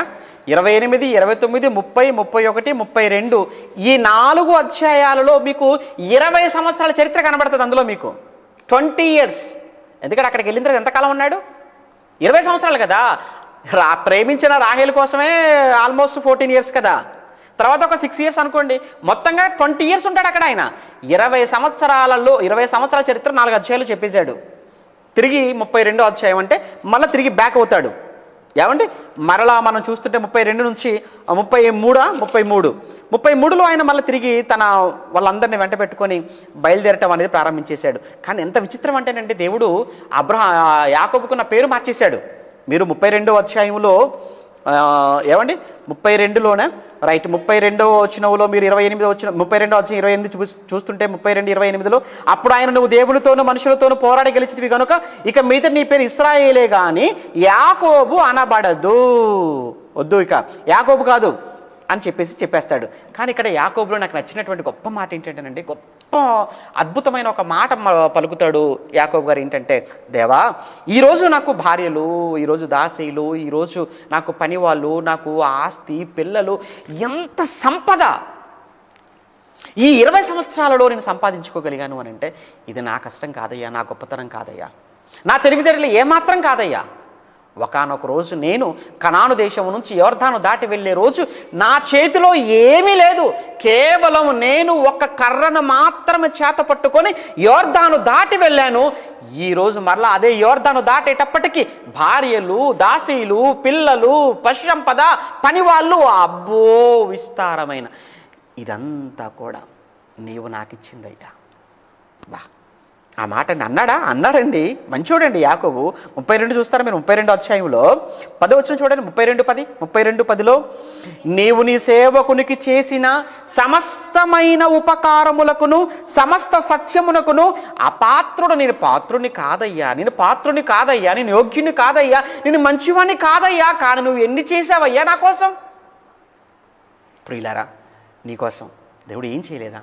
ఒక్కసారి నీ ప్రారంభం ఏంటో ఒకసారి నువ్వు ఆలోచించి. ఒకసారి ఏమీ లేని కాలం. అప్పుడప్పుడు అంటుంటారు, ఏమండి ఒకానొక సమయంలో నేను ఈ పట్టణానికి వచ్చేటప్పటికి చిల్లిగవ్వ చేతిలో లేదండి, కట్టుబట్టలతో వచ్చానండి, చిల్లిగవ్వ చేతిలో లేకుండా కట్టుబట్టలతో వచ్చాను. ఈరోజు ఇక్కడ ఇదిగో ఉద్యోగంలో చేరాను, సంపాదించాను, ఇల్లు కట్టాను, పెళ్లి చేసుకున్నాను, పిల్లలను సంపాదించేసుకున్నాను, దేవుడు నాకు ఇచ్చిన అని నువ్వు ఏ రోజున చెప్పగలిగావా? దేవునికి చేసిన మేలులు కాదా ఇవన్నీ? ఒకనాడు యాకోబు చూసారు ఎంత చక్కగా చెప్తున్నాడు, అయ్యా ఈరోజు నేను ఇలా ఉన్నాను అని అంటే, ఒకప్పుడు నా పరిస్థితి, ఒకప్పుడు నా స్థితి, నేను ఒకరోజు కనాను నుంచి నేను లాబాను యొద్దకు పద్దనరాముకు వెళ్ళే సమయంలో కేవలం నా చేతిలో కర్ర తప్ప ఏమీ లేదయ్యా, ఒట్టి చేతులతో వెళ్ళిపోయాను, కట్టుబట్టలతో వెళ్ళిపోయాను. కానీ ఈరోజు ఇంత సంపద నాకు ఎలా వచ్చింది? నీవు ఇచ్చిందయ్యా. మంచి మాటలండి. ఇలా ఇదంతా కూడా మనం చూస్తుంటే ఇక 35కి వచ్చినప్పటికండి, 35లో ఇస్సాకు చనిపోతారు. బ్యాడ్ న్యూస్ కదండి మరి, అంటే చనిపోవాలి తప్పదు కదా వృద్ధాప్యంలోకి వచ్చిన తర్వాత. 35వ అధ్యాయానికి వచ్చినప్పటికీ ఇస్సాకు చనిపోతాడు. ఇస్సాకు ఎంతకాలం బ్రతికాడట? 28వ వచనంలో 180 సంవత్సరాలు. వాళ్ళ తండ్రి అబ్రహాం గారు ఎంతకాలం బ్రతికాడు? 175. ఇతను ఒక 5 years ఎక్స్ట్రా బ్రతికాడు, 180, 180. ఇక ఆ తర్వాత 36లో ఏశావు సంతానం గురించి రాయబడుతుంది. ఇక 37 స్టార్ట్ అవుతుందండి, ముగించేసుకుందాం అంటే కొంచెం అలర్ట్ అవుతారు కదా అని. 37 అనేటప్పటికీ 37 నుంచి 50కు వచ్చేటప్పటికండి ఈ 13 అధ్యాయాల 14 అధ్యాయాలు 37 కూడా ఇంక్లూడ్ చేసుకుంటే ఇదంతా కూడా మనం ఏమని రాసుకున్నాం? ముందుగా మీకు చెప్పినట్టు యోసేపు చరిత్ర. యోసేపు అనగానే అబ్బో యోసేపు సూపర్ అండి, ఆయన సూపర్ మ్యాన్ అంటారు కదా. సూపర్ మ్యాన్ అంటే ఏమంటే ప్యాంటు మీద షెడ్ వేసుకొని వెనకాల ఏదో వేసుకొని ఆకాశంలో ఎగిరేటోడు కాదండి. సూపర్ మ్యాన్ అంటే సూపర్ క్వాలిటీస్ ఉన్నవాడని అర్థం, పరిపూర్ణమైనటువంటి దైవత్వ లక్షణాలు కలిగిన వాడని అర్థం సూపర్ మ్యాన్ అంటే. కానీ ఆ సూపర్ మ్యాన్ అనే పదాన్ని తీసుకెళ్ళి చూసారా ఎలాంటి వాడికి ఉపయోగించేశారు? ఇక్కడ యోసేపు అండి, అద్భుతం అండి. ఎంత అద్భుతం అంటే మీకు యోసేపులో యేసుప్రభు కనపడతాడు తెలుసా? మీకు అసలు యోసేపులో యేసుప్రభు కనపడతాడు. ఎందుకంటే యోసేపులో ఉన్న కొన్ని క్యారెక్టర్స్. యోసేపు మీరు చూడండి, ప్రేమించబడ్డాడు తండ్రి చేత ప్రేమించబడ్డాడు కదా, తండ్రి చేత ప్రేమించబడ్డాడు. యేసుప్రభుల వారు కూడా తండ్రి చేత ప్రేమించబడ్డాడు. ఇదిగో ఈయన నా ప్రియమైన కుమారుడు, ఈయనేందో నేను ఆనందించుచున్నాను. తండ్రి చేత ప్రేమించబడ్డాడు యేసుక్రీస్తు. ఇక్కడ యాకోబు చేత ప్రేమించబడ్డాడు యోసేపు. ఇక్కడ తన సొంత అన్నల చేత ద్వేషించబడ్డాడు యోసేపు. అక్కడ తన స్వజనుల చేత ద్వేషించబడ్డాడు యేసుక్రీస్తు. అక్కడ తన సొంత అన్నలే అమ్ముకున్నారు యోసేపును, ఇక్కడ కూడా తన సొంత వాడైన యూదా అనే యేసుక్రీస్తును అమ్ముకున్నాడు. అక్కడ యోసేపు చేయని నేరానికి జైలుకి వెళ్ళాడు, ఇక్కడ కూడా యేసుక్రీస్తు చేయని నేరానికి శిలువ మీదకి వెళ్ళిపోయాడు. ఇక్కడ తను తప్పు చేసినటువంటి అమ్మి వేసినటువంటి అన్నలు ద్వేషించిన అన్నలందరూ ఒకరోజు వచ్చారు, వాళ్ళందరినీ క్షమించి క్షమాభిక్ష పెట్టాడు. యేసును చంపిన అప్పగించిన వాళ్ళందరి విషయంలో యేసుక్రీస్తుల వారు కూడా తండ్రి వీరేమి చేయించున్నారో వీరికి తెలియదు కనుక వీరిని క్షమించు అని వీరందరికీ క్షమాభిక్ష పెట్టాడు. ఎలా ఉన్నాయి చూడండి, ఎలా ఉన్నాయి మీకు సిమిలర్ కనిపించడం లేదు ఈ పోలికలన్నీ? యోసేపు అండి, అవును రాబోతున్న యేసుక్రీస్తుల వారికి ఒక ఛాయగా కనబడుతున్నాడు కదా యోసేపు మనకు. వండర్ఫుల్ అంటే నిజంగా యోసేపు చరిత్ర, యోసేపు జీవితం 37 నుంచి 50 అధ్యాయాలు. వెళ్ళిన తర్వాత యోసేపుని తీసుకుని వెళ్ళారు అన్నలు, ఏమంటే అమ్మేశారు ఐగుప్తులకు. వాళ్ళు వెళ్ళి లోపల ఐగుప్తు దేశంలో పోతీఫర్కి అమ్మేసుకున్నారు. అక్కడ వాళ్ళు పోతీఫర్ ఇంట్లో పనివాడిగా చేరిపోయాడు. ఎంత గొప్ప పనివాడుగా ఉన్నాడు అని అంటే ఇంటి అంతటి మీద అధికారిగా పెట్టుకున్నాడు పోతీఫరు. నమ్మకమైన వాడుగా ఉన్నాడు అని అంటే, కానీ చేయని నేరానికి జైలుకి వెళ్ళవలసి వచ్చేసింది. అక్కడ ఒక మాట అంటాడు, నేను దేవునికి భయపడవాడను అంటాడు. అబ్బబ్బబ్బబ్బ, దేవునికి భయపడవాడు. యేసుక్రీస్తు వారు కూడా దేవుని యందు భయభక్తులు కలిగినందున ఆయన అంగీకరింపబడను అని పౌలుగా రాస్తారు యేసుక్రీస్తు కోసం. హెబ్రీ పత్రిక 5:7 కదా, 5:7 ఆయన దేవుని యందు భయభక్తులు కలిగి ఉన్నందున ఆయన అంగీకరింపబడను అంటాడు. అంటే ఇక్కడ యోసేపు కూడా దేవునికి భయపడిన వాడు ఆయన. ఇంకా చెప్పాలి అని అంటేనండి, యోసేపు కోసం అసలు ఫరో అంటాడు యోసేపును పిలిపించిన తర్వాత, యోసేపు నీలాంటి జ్ఞాన వివేకములు కలిగిన వాడు మా దేశంలో ఒక్కడు కూడా లేడయ్యా అన్నాడా? 41 అధ్యాయంలో అంటాడు అనుకుంటాను. 41ఏనా? ఒకసారి చూస్తారా? 41 40 వచనంలో 41, 40లో 40, 39లో, మరియు ఫరో దేవుడికి ఇదంతా తెలియచేశాడయ్యా. 38లో, ఇతని వలె దేవుని ఆత్మగల మనిషిని కనుగొనగలమా? నీ వలె వివేక జ్ఞానములు గలవాడు ఎవరునూ లేరయ్యా. నీ ఎంత జ్ఞానం గలవాడు. ఎంత జ్ఞానం అండి నిజంగా యోసేపుతో దేవుడిచ్చాడు యోసేపు. ఆ తర్వాత 42కి వెళ్ళేటప్పటికీ కరువు వచ్చేసింది. ఆ కరువులో అందరూ కూడా గోనె సంచులు పట్టుకొని ఐగుప్తుకు వచ్చేసారు. కానీ యోసేపు వారిని గుర్తుపట్టాడు, అన్నలు వారిని గుర్తుపట్టలేదు. కానీ యోసేపు ఏమండి వాళ్ళ విషయంలో ఏం మాట్లాడతాడో తెలుసా? 45వ అధ్యాయం 45వ అధ్యాయానికి వచ్చేటప్పటికి 45వ అధ్యాయంలో ప్రారంభంలో లేదా 5వ వచనంలో ఆయనను వాళ్ళు అంటున్నారు, ఏమండి యోసేపు వాళ్ళ మీద పడి ఏడ్చేసిన తర్వాత నేనే మీ తమ్మున్న సహోదరుని యోసేపుని చెప్పగానే వాళ్ళు భయపడిపోతారు.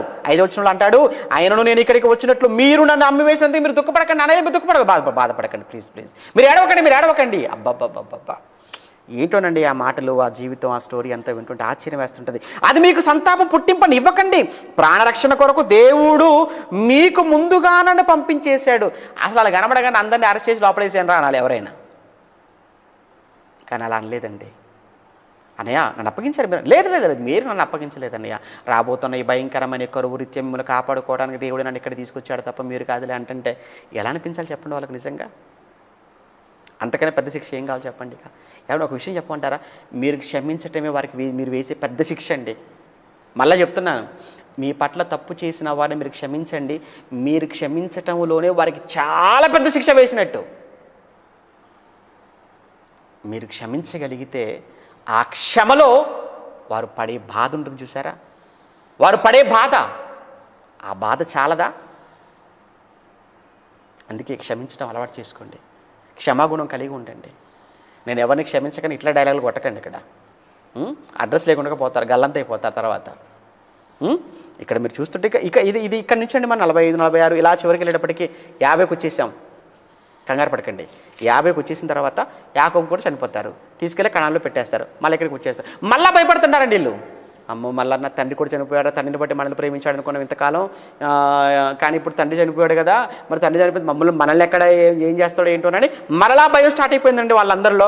అప్పుడు మళ్ళీ ఏమంటారు తెలుసు? 45వ అధ్యాయం 20వ వచనంలో 45:19లో యోసేపు అంటాడు మళ్ళీ అన్నలతో, మీరు భయపడకండి అన్నయ్యలు, నేను దేవుని స్థానమందున్నానా?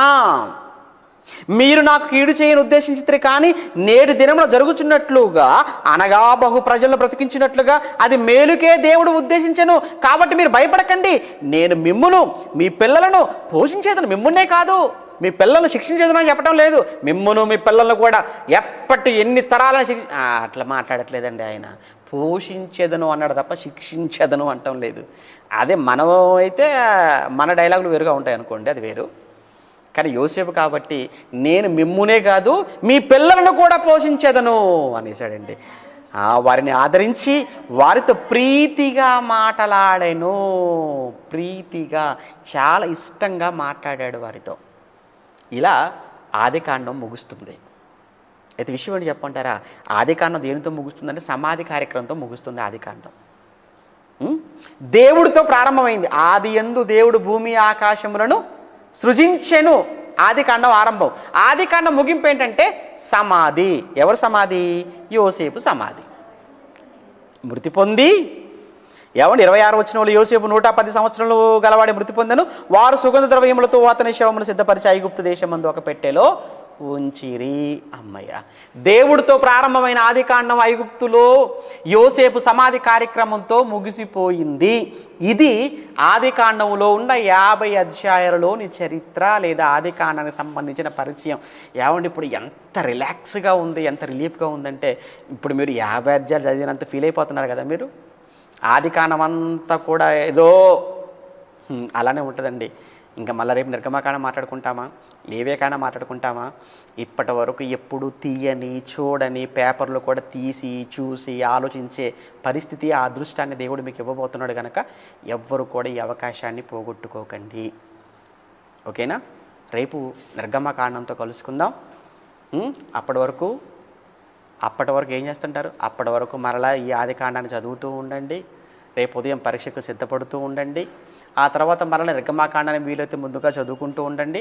సాయంకాలానికి మళ్ళా నిర్గమకాండ తరగతికి బుక్తో, పెన్నుతో, బైబిల్తో అన్ని పనులన్నీ పూర్తి చేసుకొని చక్కగా 8 కాగానే లైవ్ ముందు కూర్చుంటారని ఆశపడుతూ మీ సహోదరుడు. అయితే మరి నిన్న జరిగినటువంటి పరీక్షకు సంబంధించి రిజల్ట్స్ ఉన్నాయి కదా, మరి కొంతమంది ఫీల్ అవుతారు కదా చదవకపోతే. కాబట్టి ఆ రిజల్ట్స్ కూడా చూసేద్దాం. ఆ రిజల్ట్స్ ఇవి ఎన్నో ఎగ్జామ్ ఇది? కొత్తగా చూసేవాళ్ళు ఎవరైనా ఉంటే దయచేసి వెంటనే మీరు లైక్ చేయడం మర్చిపోకూడదు. ఇది నేను రోజు చెప్పకూడదు మీకు. ఆ తర్వాత కామెంట్స్ కూడా ఖచ్చితంగా అందరూ 100 మంది చూస్తున్నారు, కామెంట్స్ ఏమో 10 మంది 20 మంది కంటే ఎక్కువ మంది చేయటం లేదు. చాటింగ్లో మాత్రం ఇట్లా అట్లా అని ఏదో పెట్టేస్తున్నారు గుర్తులు, కానీ ఆ గుర్తులు ఏదో కామెంట్స్లో పెట్టండి. తర్వాత ఇక్కడ చూపించే అభిమానం, ప్రేమ ఏదైతే ఉందో అదని అక్కడ కామెంట్ బాక్స్లో, ఎందుకంటే ఇవన్నీ పోతాయి తర్వాత. ఆ కామెంట్స్లో పెట్టింది ఎప్పటికీ ఉంటాయి. ఓకేనా? గుర్తుంచుకోండి సహోదరులారా. ఆ తర్వాత చూడండి, రిజల్ట్స్ అనౌన్స్ చేస్తున్నాను. ఎన్నో ఎగ్జామ్ ఇది? ఎగ్జామ్ నెంబర్ 6 అట. ఓకే, పాఠం వచ్చేసి యూదా పత్రిక. ఓకే, యూదా పత్రికకు సంబంధించినటువంటి రిజల్ట్స్ అనౌన్స్ చేస్తున్నాను. ఎగ్జామ్ రాసిన వాళ్ళు అలర్ట్గా ఉండి రాయని వాళ్ళు కూడా వినండి, రేపు రాయడానికి ప్రయత్నం చేయండి. ఓకే, ఇందులో 10కి 10 సరైనటువంటి సమాధానాలు పంపించిన వాళ్ళు. ఓకే, సౌజన్య ఖమ్మం, భాగ్య కర్ణాటక, మహిమజ్యోతి వరంగల్, నీలిమ మదిర, సుజ్ఞానం భీమవరం, ఉదయశ్రీ మదిర, ప్రభుదాస్ కర్ణాటక, బడేసాబ్ సిద్రంపూర్, సువార్త ఫిలియం వరంగల్, రేచల్ మదిర, బేబీ మదిర, లేఖన మదిర, ఉపేంద్ర నాగోల్, స్వప్న ఖమ్మం, నాగేశ్వరి కర్నూలు, జాన్ కాకినాడ, ప్రేమరాణి కర్నూలు, జాస్మిన్ తిరుపతి, స్వరూప కర్నూలు, స్రవంతి ఒంగోలు, వెన్నెల వైజాగ్, రాజ్కుమారి తిరువురు, నాగేశ్వరరావు చిలకలూరుపేట, దేవప్రసాద్ కొత్తపట్నం. ఓకే, తర్వాత 9 సరైన సమాధానాలు పంపించిన వారు సోరీ కర్ణాటక, కరుణ కర్నూలు, ఎవరో పేరు పంపించలేదు, నెంబర్ పంపించారు, జనగాం, సుధాకర్ గద్వాల్, శ్రీదేవి ఆధోని, కుమారి ఒడిశా, లక్ష్మీ రామిరెడ్డి ఖమ్మం, కుమారి మన్మథరావు ఖమ్మం, లక్ష్మీ మోహన్ అశ్వాపురం, కీర్తి మెట్టుపల్లి, స్వర్ణ వెంకటరెడ్డి. ఓకే, నర్సరీ సిస్టర్ గారు. ఓకే, చాలా సంతోషం. ఖమ్మం ఆనందరాజు గట్టు, గోపి ఊరి పేరు రాయలేదు, సంగమిత్ర మదిర, హేమలత బెంగళూరు, లేయా మదిర, శ్రీలేఖ మహబూబ్ నగర్, బెంచమిన్ ప్రత్తిపాడు, మహేష్ ప్రత్తిపాడు, శిరీష దర్శి, తనూజ కవ్వగుంట, విప్లవి ఒంగోలు, యేసు ప్రసాద్ కవ్వగుంట, నోవకు ప్రత్తిపాడు, డింపుల్ దర్శి, పూజిత జంగారెడ్డిగూడెం, పెద్దిరాజు రాజమండ్రి, నాని తెనాలి, సుజాత రాజమండ్రి, మల్లిక ప్రకాశం, మేరీ యేసు Narasaraopet, Mohan Srikalahasti, సుకన్యారావు Srikalahasti, Anand Ongole, Sameera Ongole, Radhamma west Godavari, Sunanda okay Kurnool, Suvidha Kurnool, Ruth Akkampeta, Mounika Kurnool, Upender Nalgonda, Ramya Vijayawada, Chinnarao ఉండి. అంతేనా? ఇంకొక ఎగ్జామ్ కూడా ఉంది కదా, ప్రకటన గ్రంథం. Okay, very good. ప్రకటన గ్రంథం మీద చాలామంది రాశారేంటంటే బాగా అర్థమైందనమాట. అయితే వెరీ గుడ్. ప్రకటన గ్రంథంలో చాలామంది ఉన్నారు కదా, మరి పేర్లన్నీ తప్పదంటారా? సెకండ్ వచ్చిన వాళ్ళు స్క్రీన్ మీద డిస్ప్లే చేయండి. ఇంతకుముందు అదే కదా మన రూల్ మంది. ఓకే, 9 మార్కులు వచ్చిన వాళ్ళే కేవలం చూపిస్తారు, ఫస్ట్ మార్కులు వచ్చిన వాళ్ళే మాత్రమే చదువుతారు. ఓకే, నాగేశ్వరి కర్నూలు, రాణి తాడేపల్లిగూడెం, సంపూర్ణ అమలాపురం, మౌనిక కాకినాడ, పరిమళ ప్రొద్దుటూరు, సామ్యుయల్ విక్టర్ అనంతపూర్, సంధ్యా రాణి అనంతపూర్, అనుష తాడేపల్లిగూడెం, విప్లవి ఒంగోలు, రేచల్ ప్రతిపాడు, డింపుల్ దర్శి, పెద్దిరాజు రాజమండ్రి, ప్రేమరాణి కర్నూలు, కీర్తన ఏలూరు, అమృత వెంకటేష్ ప్రకాశం, మల్లేశ్వరి చిలకలూరుపేట, స్వరూప కర్నూలు, బెంజమిన్ ప్రతిపాడు, మహేష్ ప్రతిపాడు, సాహస శాలిని చిత్తూరు, గిజ్జోను ప్రకాశం, తనూజ కవ్వగుంట, రాజకుమారి తిరువూరు, యేసుప్రసాద్ కవ్వగుంట, రాధమ్మ దువ్వ, సూర్యప్రకాష్ బెంగళూరు, స్రవంతి ఒంగోలు, ఆనంద్ ఒంగోలు, సమీరా ఒంగోలు, సుష్మా ఒంగోలు. చాలా సంతోషం, ఒంగోలు చాలామంది రాస్తున్నారు. God bless you. John Kakinada, Jasmine Tirupati, Sunny Tirupati, Vennela Vizag, Indira Vizag, Mohan Kalahasti, Sukanya Rao Srikalahasti, Pujitha Jangareddygudem, Lakshmi Chodavaram, Devaprasad Kothapatnam, Charitha Jangareddygudem, Prem Kumar Jangareddygudem, Sunanda బహుశా ప్రేమ్ కుమార్ గారు జంగారెడ్డిగూడెం, సునంద కర్నూలు, లక్ష్మీదేవి వింజరం, కావ్యాంజలి మంగళగిరి, ఆనంద్ కుమార్ ప్రొద్దుటూరు, అనిల్ కుమార్ ఒంగోలు, అరుణ రాజేష్ గారు రాజమండ్రి, సుజ్ఞానం భీమవరం, భాగ్య కర్ణాటక, శాంతకుమార్ కర్ణాటక, సువార్త విలియం వరంగల్, హేమలత బెంగళూరు, రాహేల్ మదిర, లేఖన మదిర, లేయా Madhira, సుజ్ఞానం Bhimavaram. Okay, second page కూడా చదివేస్తాను, ఎందుకంటే ముందు చదివిన వాళ్ళు చదివి మళ్ళీ మా చదవలేదని మీరు ఫీల్ అవుతారు కాబట్టి ఈ రోజుకి మాత్రం చదువుదాం. ఇంకా ఉన్నాయి, ఎక్కడున్నాయి? ఓకే ఓకే, శ్రీలేఖ ఇంకా ఉన్నాయా? ఇంకా చాలా ఉన్నాయి కదా. ఓకే, సారీ అండి. శ్రీలేఖ మహబూబ్ నగర్, ఆనంది బెంగళూరు, కుమారి ఒడిశా, పవన్ ఖమ్మం, బడేసాబ్ సిద్రంపూర్, అరుణ రాజేష్ రాజమండ్రి 2 సార్లు వచ్చింది, కరుణ కర్నూలు, నిర్మల్ హైదరాబాద్, ప్రణీత అద్దంకి, మహేష్ ఖమ్మం, యశోద ఖమ్మం, అనిల్ కుమార్ ఒంగోలు, మహిమజ్యోతి వరంగల్, స్వప్న ఖమ్మం, సాయిరామ్ పాలేరు. ఓకే, సెకండ్ ప్లేస్ వచ్చిన వాళ్ళు ఈరోజు కూడా చదువుతాలేండి, మీరే బాధపడకండి. నాగమణి ఖమ్మం, శ్రీదేవి ఆదోని, జోసఫ్ గిల్లెసుగురు, సౌజన్య ఖమ్మం, నిర్మల రాయచూర్, స్వాతి సుధీర్ హైదరాబాద్, లక్ష్మీ మోహన్ అశ్వాపురం, అన్వేష్ ఖమ్మం, కవిత బెంగళూరు. మీరందరూ చూసి రాస్తున్నారు ఏంటి? ఎగ్జాము చూసి రాయకండి, ఎగ్జామ్ అంటే చూడకుండా రాయాలి. అన్నీ కరెక్ట్గా రాసి పంపిస్తున్నారు అని అంటే నాకు తెలియట్లేదు, ఎందుకంటే మరి మీరు ఎవరు చూస్తున్నారు? మీ దగ్గర ఎవరు లేరు కదా, దేవుడే ఉన్నాడు కనుక ఆయన ఇన్విజిలేటర్గా ఉన్నాడు మీ కళ్ళ ముందు అనుకుంటూ భయంతో రాయండి.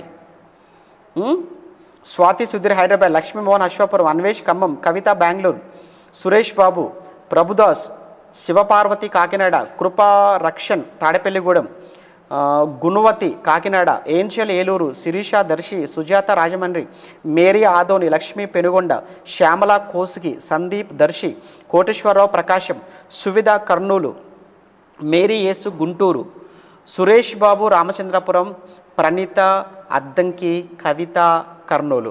ఓకే, మిమ్మల్ందరినీ కూడా దేవుడు తన జ్ఞానములో మిమ్మల్ందరినీ బహుగా ఆశీర్వదించి ఆత్మయందు మీరు అభివృద్ధి చెందాలి, వర్ధిల్లాలని మనస్ఫూర్తిగా మీ అందరి కోసం మరి ప్రార్థిస్తూ కోరుకుంటూ ఈరోజు ఈ కార్యక్రమాన్ని ముగించేద్దాం, ఆలస్యం అయిపోయింది. రేపు నిర్గమాకాండంతో మళ్ళీ మనం కలుసుకుందాం, ప్రార్థన చేసుకుందాం. ప్రేమగల తండ్రి, మీ పరిశుద్ధమైన నామానికి వందనాలు. మీ పిల్లలను ప్రేమించి ప్రతిరోజు ఆయన నేర్పిస్తున్న ఈ సంగతులు ఎందరో మీ పిల్లలు ఆశ కలిగి ఆసక్తితో వింటున్నారు, నేర్చుకుంటున్నారు. ఆత్మీయంగా ఎంతగానో బలపడుతున్నామని చెబుతూ మాకెంతో ఉపయోగకరంగా మేలుకరంగా ఉన్నాయని మీ పిల్లలు మాట్లాడుతున్న మాటలు విని ఎంతగానో ఆనందపడుతున్నాం. మీ పిల్లలంగా మా జీవితం చివరి దినం వరకు కూడా తండ్రి మీ వాక్యాన్ని వినటంలోనూ, మీ వాక్య ప్రకారం బ్రతకటంలోనూ, అనేకులకు మీ వాక్యాన్ని చేరవేయటంలోనే మా జీవితాలు చాలించుకొని మాకు అప్పగించిన పనిని నమ్మకంగా జరిగించి మీ చెంతకు చీరుటకు కృప చేయమని కోరుతూ జరిగిస్తున్న ఈ కార్యక్రమానికి ఎందరో మీ పిల్లలు ప్రార్థన రూపంలోనూ, ఆర్థిక రూపంలోనూ, అలానే అనేక మందికి నాయన ఈ విషయాన్ని చేరవేయటానికి సోషల్ మీడియాను ఎందరో మీ పిల్లలు ఉపయోగించుకుంటూ మేము చేసే ఈ పనిలో ఎన్నో విధాలుగా సహకారాన్ని అందిస్తున్నారు. వాళ్ళందరినీ పేరు పేరున దీవించి ఆశీర్వదించి మీ పని కొరకు మీ పిల్లలందరినీ కూడా నిలబెట్టుకోనమని ఈ భయంకరమైన ఈ కరోనా ఈ కష్టకాలంలో మీ పిల్లలు ఎవరెవరైతే అనారోగ్య బారిన పడ్డారో వాళ్ళందరినీ జ్ఞాపకం చేసుకోనండి. ఆర్థికంగా ఇబ్బందులు పడుతున్న బిడ్డలను మీరు జ్ఞాపకం చేసుకోనండి. మీ పిల్లలంగా మేము అందరము కూడా నాయన మీ పని కోసం మమ్మల్ని మేము కాపాడుకోవటానికి కృప చేయమని క్రీస్తునామని ప్రార్థన అడుగుతున్నాము తండ్రి, ఆమెను మన తండ్రి అయిన దేవుని ప్రేమ, కుమారుడైన యేసుక్రీస్తుల వారి కృప, పరిశుద్ధాత్మని యొక్క అన్యోన్య సహవాసం ఇప్పుడు ఎల్లప్పుడు సదాకాలం మనందరికీ తోడై నడిపించునుగాక. ఆమేన్. ఓకే, అందరికీ వందనాలు. Thank you.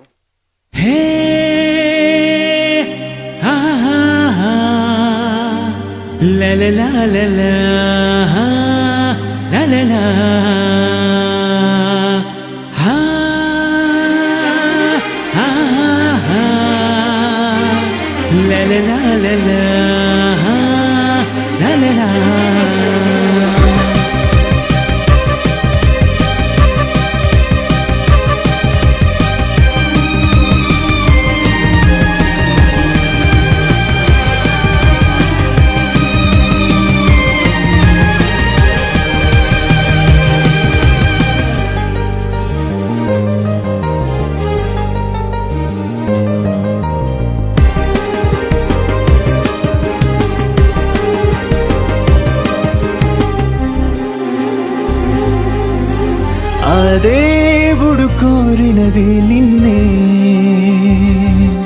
ఈ భువిలో ప్రేమించినది నిన్నే.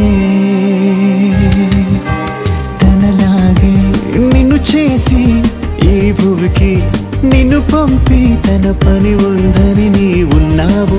తన నుండి భూమి చేరుకున్నావు. తన పని ఉందని నీ ఉన్నావు. తన నుండి భూమి చేరుకున్నావు. ఆ దేవుడు కోరినది నిన్నే, ఈ భువిలో ప్రేమించినది